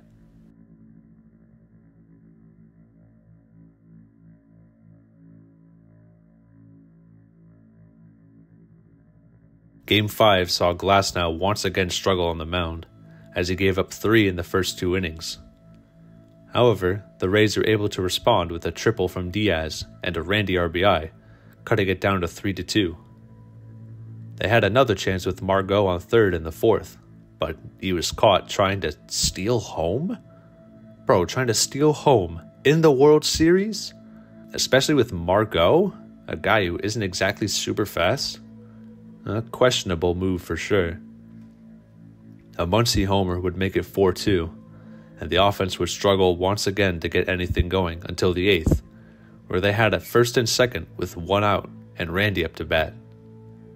In what should have been a golden opportunity, he instead hit a ball that wound up just short, and Lau would line out to end the inning. Ultimately, the offense sputtered once again, and the Rays dropped Game 5, and now faced elimination. To get some good luck, I remember watching Moneyball before Game 6, a movie that embodied the spirit of the small market team. A group of guys who feel the baseball world is against them, and with not a lot of money to spare, they use analytics to determine which players have real value, and transform the Oakland A's into a division winner in 2002. Sure, they lost in the ALDS, but the strategy was set. And as the years went on, no team embodied Moneyball quite like the Rays, who had continual playoff success despite their small payroll. They've been able to make 2 World Series appearances with a bunch of guys who, on other teams, would be seen as random castaways. But now, they needed everything they got to force a Game 7. Randy set the tone early with his 10th homer of the postseason, and Snell would pitch the game of his life, throwing 5 innings of 1-hit ball. Sure, the Rays had the lead, but that potent Dodgers offense could only be held for so long. And in the bottom of the 6th, after getting out AJ Pollock, Barnes was able to get it on with a single. It's alright, only his 2nd hit allowed, and wait, why is Cash coming out of the dugout? Wait, what? He's taking Snell out? But why? I mean, he's been pitching so good. Okay. I think I get it. You're on the brink of elimination. You don't want to take any risks. I mean, he's only thrown 73 pitches. But maybe I can understand wanting to get the best possible chance of success. I mean, that's why I'm not the coach and Cash is. Now, as long as they replace him with someone good, they can...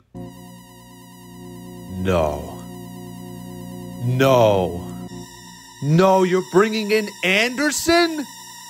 The guy who's been getting cooked all postseason? Hasn't he thrown enough already? Oh, you couldn't have gone with somebody else?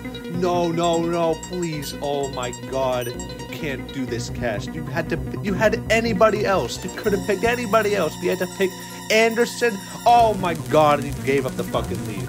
You gotta be kidding me. Now they're losing. Oh my God. Why did you put Anderson in? He has to be tired. He has to be cooked. He sucks now. He's thrown so much. Cash, what are you thinking? What are you fucking doing? You're gonna lose the fucking World Series! You all know the classic story, David vs. Goliath. The big bad man being taken down by the plucky underdog.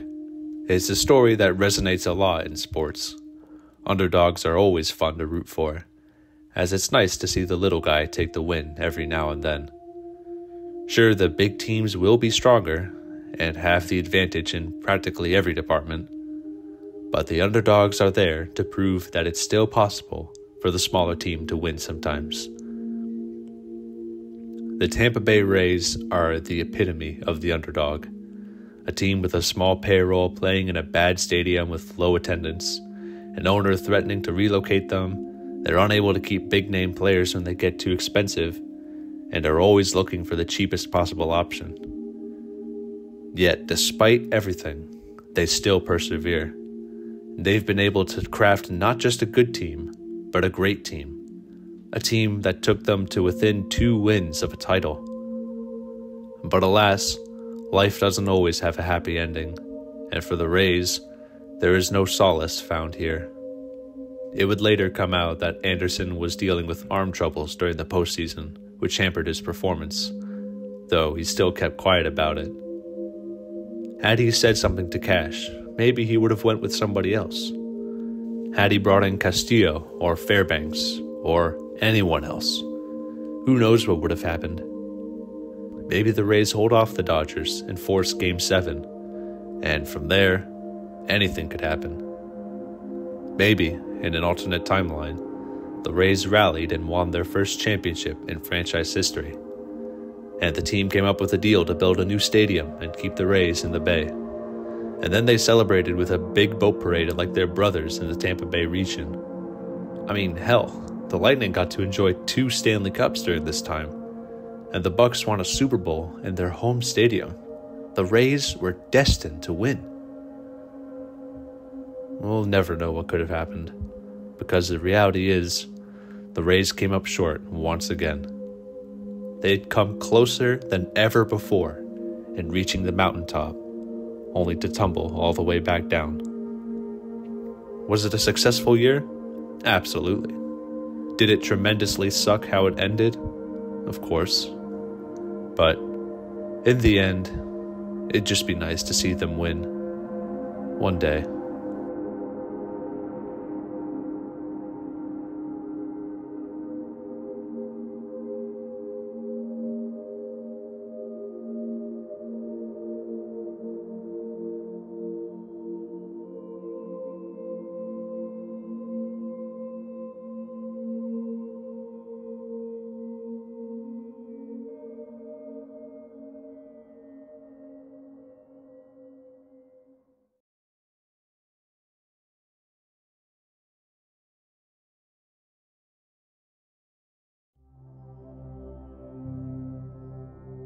"2021 didn't see a whole lot of roster changes, as Blake Snell, 2 years off his Cy Young season, was traded to the Padres for Luis Patino and Francisco Mejia.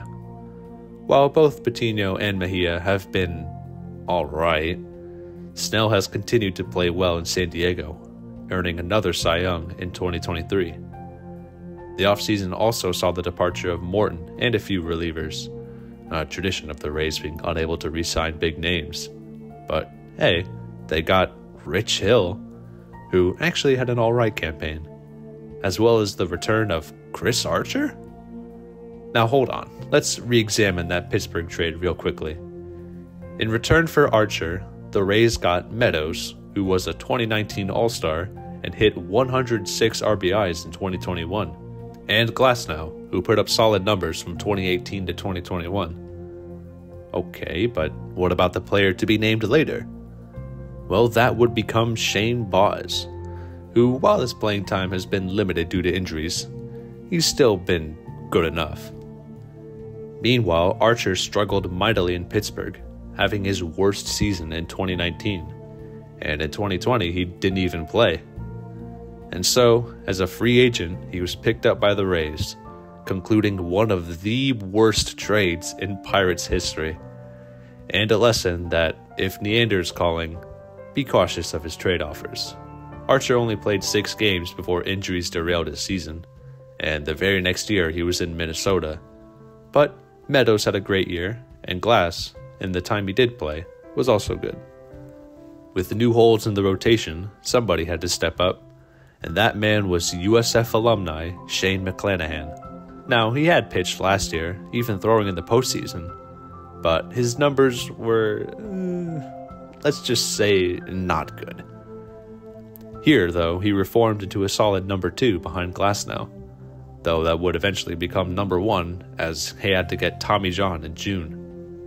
1 year removed from the World Series, and the rotation already looked completely different, with McClanahan, Hill, Michael Wacha, Josh Fleming, and Luis Patino doing a serviceable job. The bullpen remained elite, with Andrew Kittredge and Colin McHugh being huge players, as well as depth guys like Drew Rasmussen, JP Feyereisen, Lewis Head, Ryan Thompson, Matt Wisler. I could go on. This 2021 bullpen might be the best the Rays have ever had, and it led to another year where the pitching dominated the AL. A bunch of guys would even come together to throw the Rays' second no-hitter, though it was only 7 innings and doesn't officially count, I guess. After a slow start in April, the Rays went on a torrid stretch, going 22-6 in May, including an 11-game winning streak, one short of their record from 2004. They cooled off a bit in June, and entering the All-Star break, they once again found themselves in the thick of the division hunt. Their efforts were helped out by All-Stars Joey Wendell and Mike Zunino, as they both could mash the shit out of the ball. I mean, Big Z was also just a beast in general. I mean, come on. Look at this picture and tell me this isn't the coolest man on the team. As Adames was sent to the Brewers, Randy Choi and newcomer Mejia stepped in to fill the void. And at the deadline, the Rays picked up Nelson Cruz, a move that ended up backfiring spectacularly as he proceeded to suck. But what can you do? Brett Phillips even had a good year, as at one point he hit 3 grand slams and an inside the Parker in just 19 days. The first person to do that since Babe fucking Ruth. He would also make a pitching appearance and somehow threw a 94-mile-per-hour fastball before immediately going back to usual expectations.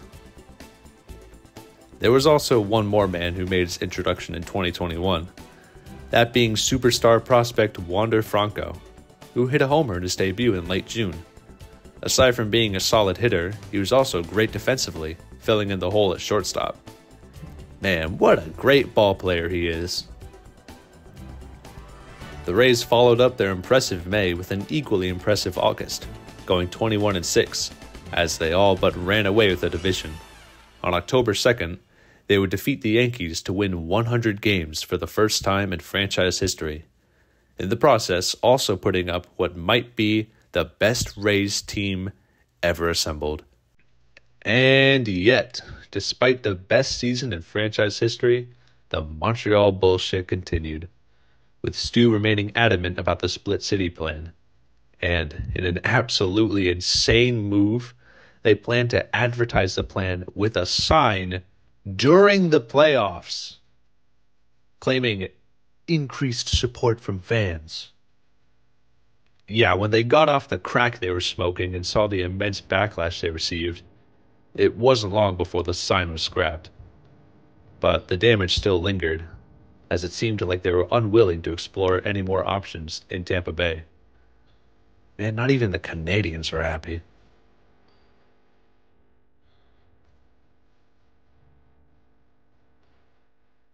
Nonetheless, the Rays looked poised to defend their pennant and face their old friends the Red Sox in the ALDS. Things started off great, with RBIs from Franco and Diaz and a Cruz homer to put them up. Randy would continue his playoff prowess with another homer, and then in the 7th, he was walked. Then a double advanced him to third base. And remembering Margot's pitiful attempt to steal home last year, Randy showed the world how you actually do it. McClanahan and the bullpen would throw a lights-out performance, sealing a Game 1 win.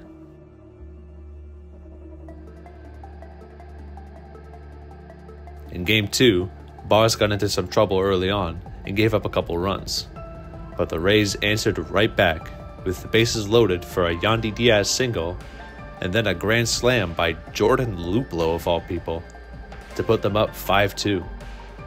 They looked ready to make quick work of the Red Sox, but it wouldn't be that easy, as a couple homers would make it a 1-run game. and in the 5th, they would pull away to an 8-5 lead. Troy would answer back to make it 8-6, but Boston would pile on, and when all was said and done, what had initially looked like an easy win turned into a Boston blowout.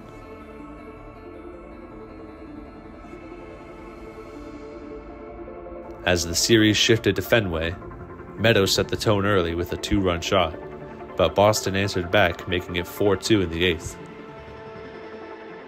There, the Rays rallied with a home run from Franco and a Meadows double that set up Randy to also hit a double, tying the game. As it went into extras, the pitching duel continued until the 13th, where, with Yandy on first, Kiermaier would hit a deep ball into right field where it initially appeared to be a double that took the lead.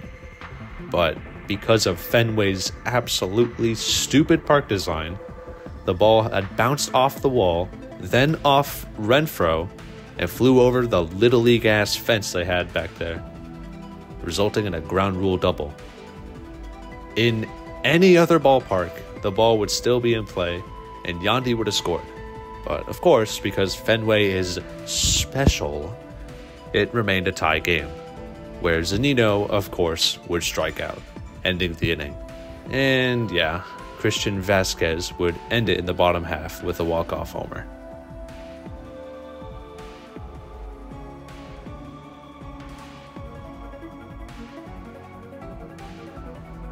Things didn't get much better in Game 4, as after McHugh did a solid job, McClanahan came in the 3rd and completely shit himself, giving up 5 runs, all with 2 outs. Yeah, he wasn't happy about that one. However, the Rays would slowly crawl back, with an RBI from Meadows and a Franco homer making it 5-3. And in the 8th, they rallied with 3 straight hits, as a Randy single tied the game.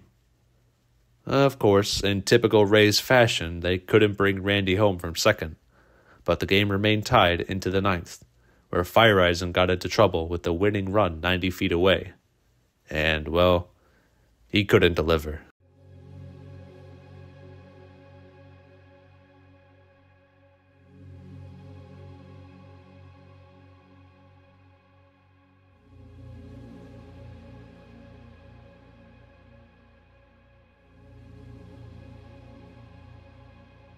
A disappointing end to an otherwise great season, as the Rays fumbled their greatest chance yet to make a deep run. Unlike other instances, this time the pitching failed them when it was needed, and so they went out to bolster their arms. Hill was replaced by Corey Kluber, and Rasmussen would evolve into a starter, being joined by Jeffrey Springs. During spring training, Meadows was dealt to the Tigers in exchange for Isaac Paredes, as well as acquiring DH Harold Ramirez. That all but finished the Delman Young trade tree, as, jumping ahead a bit, Glasnow and Margot would be traded to the Dodgers for Ryan Pepiot and Johnny DeLuca. Overall, the Rays got quality production from a whole bunch of guys, including Garza, Bartlett, Fold, Archer, Meadows, Glasnow, and Paredes, while the Twins got absolutely hosed as Young and everybody else turned out to be busts. So, for the last time, thanks Twins! But the biggest news was the signing of Wander Franco to the biggest contract in team history, an 11-year, $182 million deal, locking down their superstar for the next decade. Also, Manfred finally got off his ass and killed the Montreal plan once and for all. And while the team still only had 6 seasons left to find a new place to play, at least they weren't doing some stupid split city bullshit.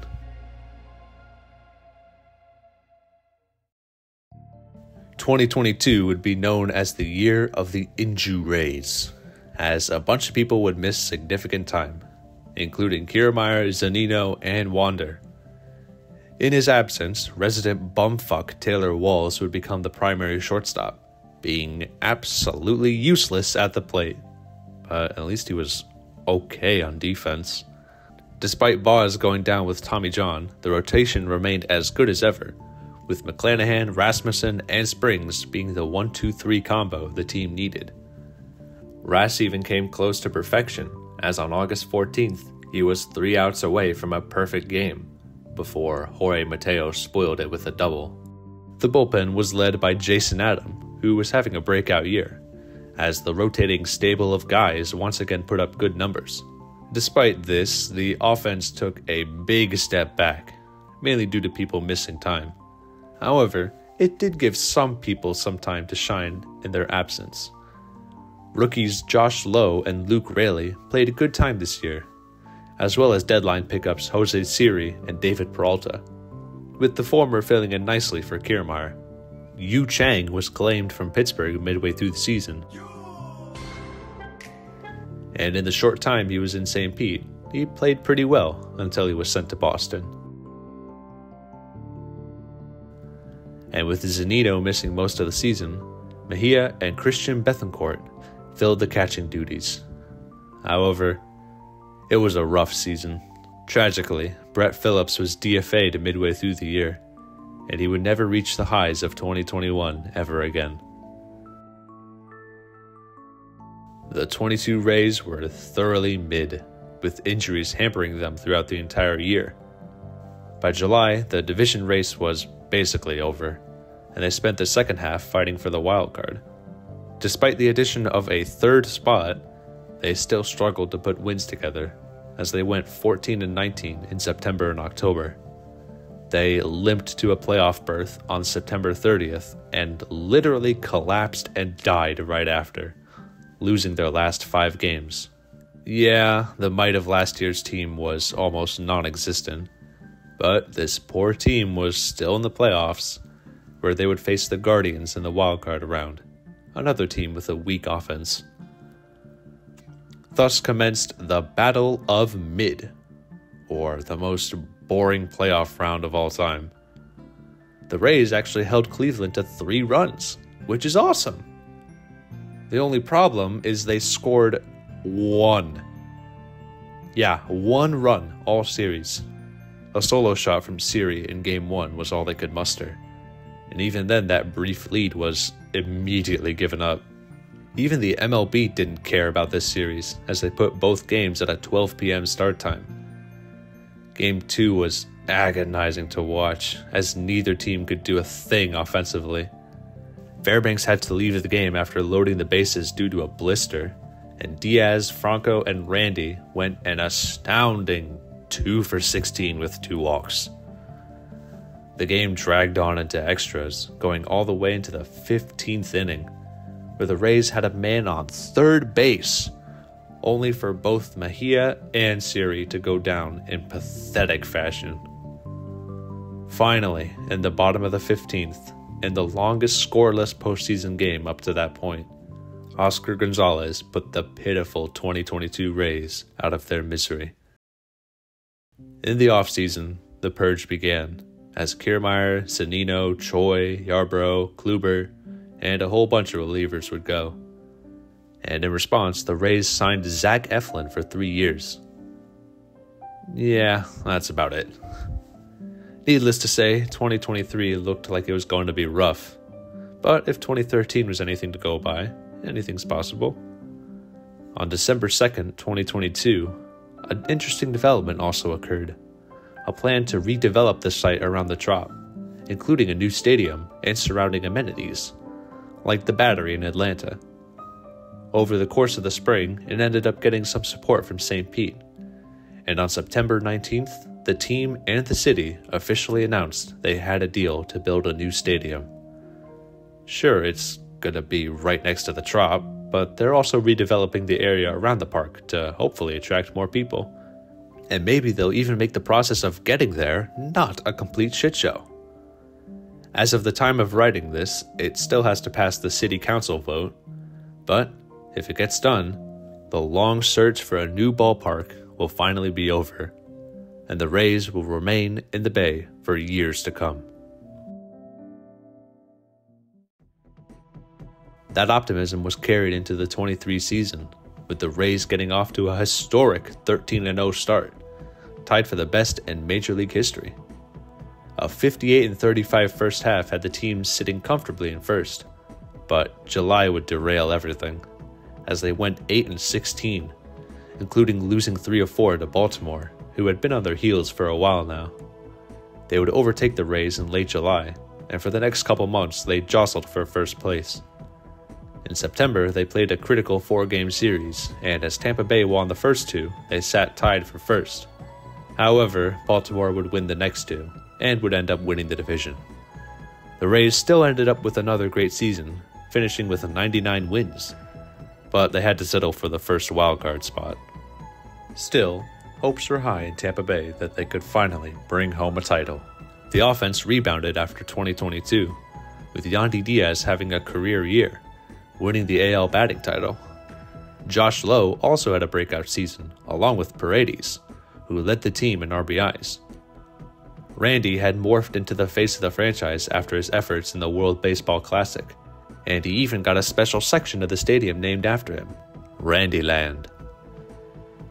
Despite regressing a little, he still played well enough to earn his first All-Star nomination, and he even played in the Home Run Derby. Unlike his predecessors, he actually did quite well, besting his good friend Adolis Garcia before losing in the final to Vladimir Guerrero Jr. The team combined for 230 homers, a new franchise record. It was quite an interesting year that seemed to have it all, from Taylor Walls somehow hitting a grand slam in New York, leading to this moment. Kyle, what just happened? Got him! To someone literally posting a picture of their own shit at the Trop in the Rays Discord. To the reverse boycott in Oakland. Like the Rays, the A's also had attendance troubles, with ownership threatening relocation. However, while the Rays seemed to have figured things out with a new stadium, Oakland fans weren't so lucky, as the team announced they would be moving to Las Vegas in the near future.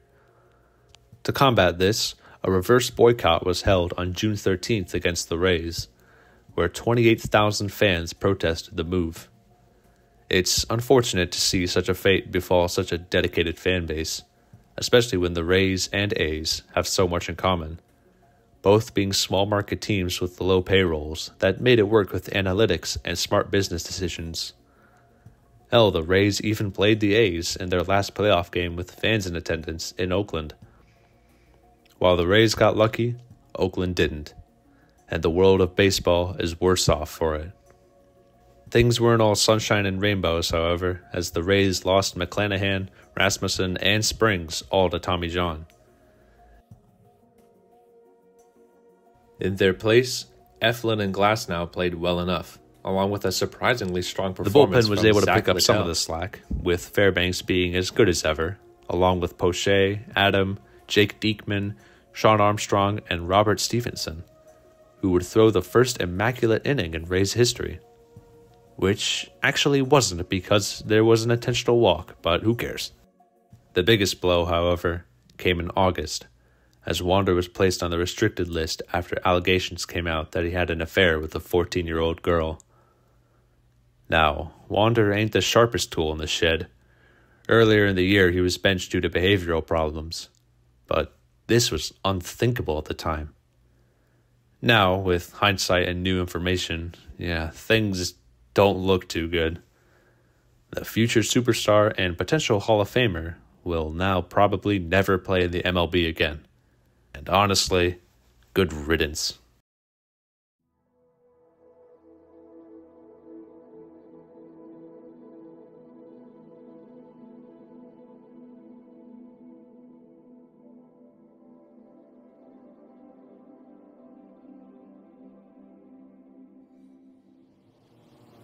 "2023 was also a year of remembrance, as it marked the 25th anniversary of the team.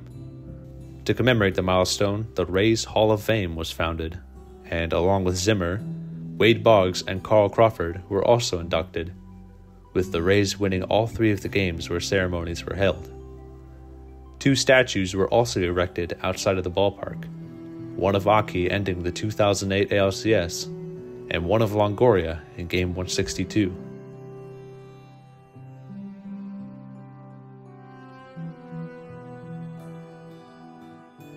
It was a joyous time, but also a somber one, as longtime radio announcer Dave Wills passed away before the season began. Over the course of his time with the team, he had the privilege of calling many great moments, from the 08 pennant run, to Game 162, to the crazy World Series walk-off. The team played the season in honor of him, and he is set to be inducted into the Team Hall of Fame in 2024, along with Fred McGriff. It really showed just how far they'd come as a team. Their first decade of existence saw them at the bottom of the barrel, but ever since 2008, they've had the third best record in baseball, only behind the Dodgers and Yankees, which, judging how much they spend compared to the Rays, is ludicrous. The 2023 postseason saw the Rays with a lot to prove, as they faced off against the Texas Rangers, who had beaten them twice in a row in 2010 and 2011. Now this time, they had the home field advantage, and an offense that was strong, despite losing Lau and Raley to injury. They had their top two guys in Glasnow and Eflin lined up for games 1 and 2, and a strong bullpen to support them. Surely this will be an easy series win for them, right?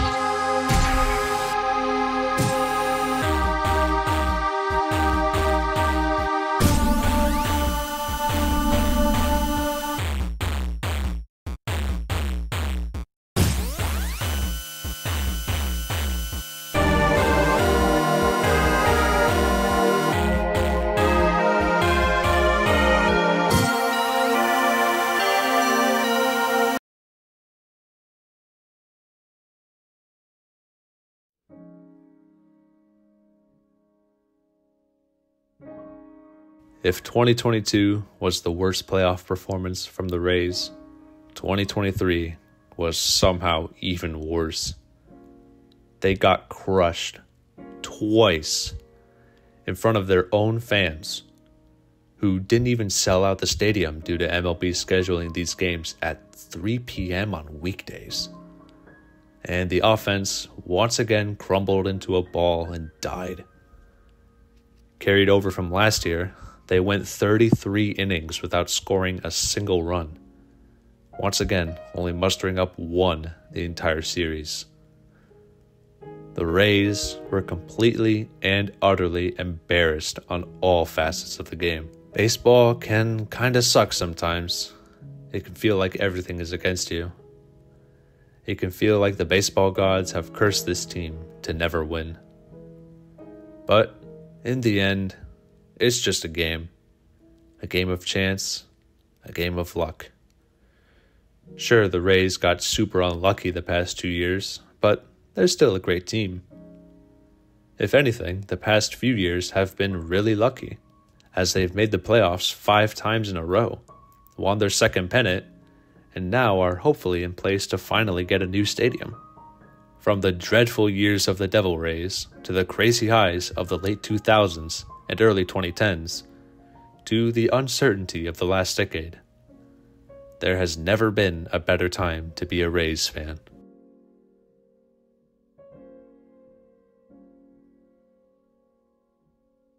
Sure, they'll trade away star players, like how they shipped off Glasnow, Margot, and Rayleigh, but they've always seemed to find a way to make it work. The Tampa Bay Rays look once again to be among the league's best in 2024, as they push for another playoff appearance. And from there, who knows? The playoffs are a crapshoot anyway, an entire season coming down to a small handful of games. Sometimes, actually, most of the time, the best teams don't win. Sometimes luck doesn't favor you. But that's just how it is. Maybe one day the Rays will put it all together and go on a run. They'll have a hitting core that can keep them in any game, a pitching staff that can hold down the fort, and a sea of loud fans cheering them on. A clutch hit, a big strikeout, everything leading them back to the World Series, where this time, they finally get over the hump and win it all. Perhaps one day this dream could become a reality, but even if the Rays never win a championship, I'll still be here watching them play, as I've always been watching all these years. Ever since I was just a boy, I've been growing up with this team. From that World Series game in 2008, to seeing Garza's no-hitter, to finding out the next morning about Game 162. I was in elementary school at the time. There was no way I was staying up until midnight on a school day. Even as the team fell out of relevancy during the mid-2010s, I kept watching, even going on the road to see them play in other cities. I had a dream to see them play in every major league stadium, and so far, every year, me and my family have been able to see them in at least one city. From Atlanta to New York, Chicago to Houston, Colorado to Los Angeles. I've been all over the country and stuck with the Rays through thick and thin. These past 5 years have been a crazy ride, from the highs of the World Series run to the heartbreak of the wildcard exits. There truly is no telling what will happen next, but ultimately, I'll keep watching this team, no matter what. To my dad, the man who got me into watching baseball in the first place, gone with me on all these trips, and to whom this entire series is dedicated to. Thank you for sitting by my side and enjoying baseball with me for all this time. The greatest memories truly are the ones where it's just me and you on the couch watching this team together. And so, thank you to the Tampa Bay Rays, the most interesting team in baseball.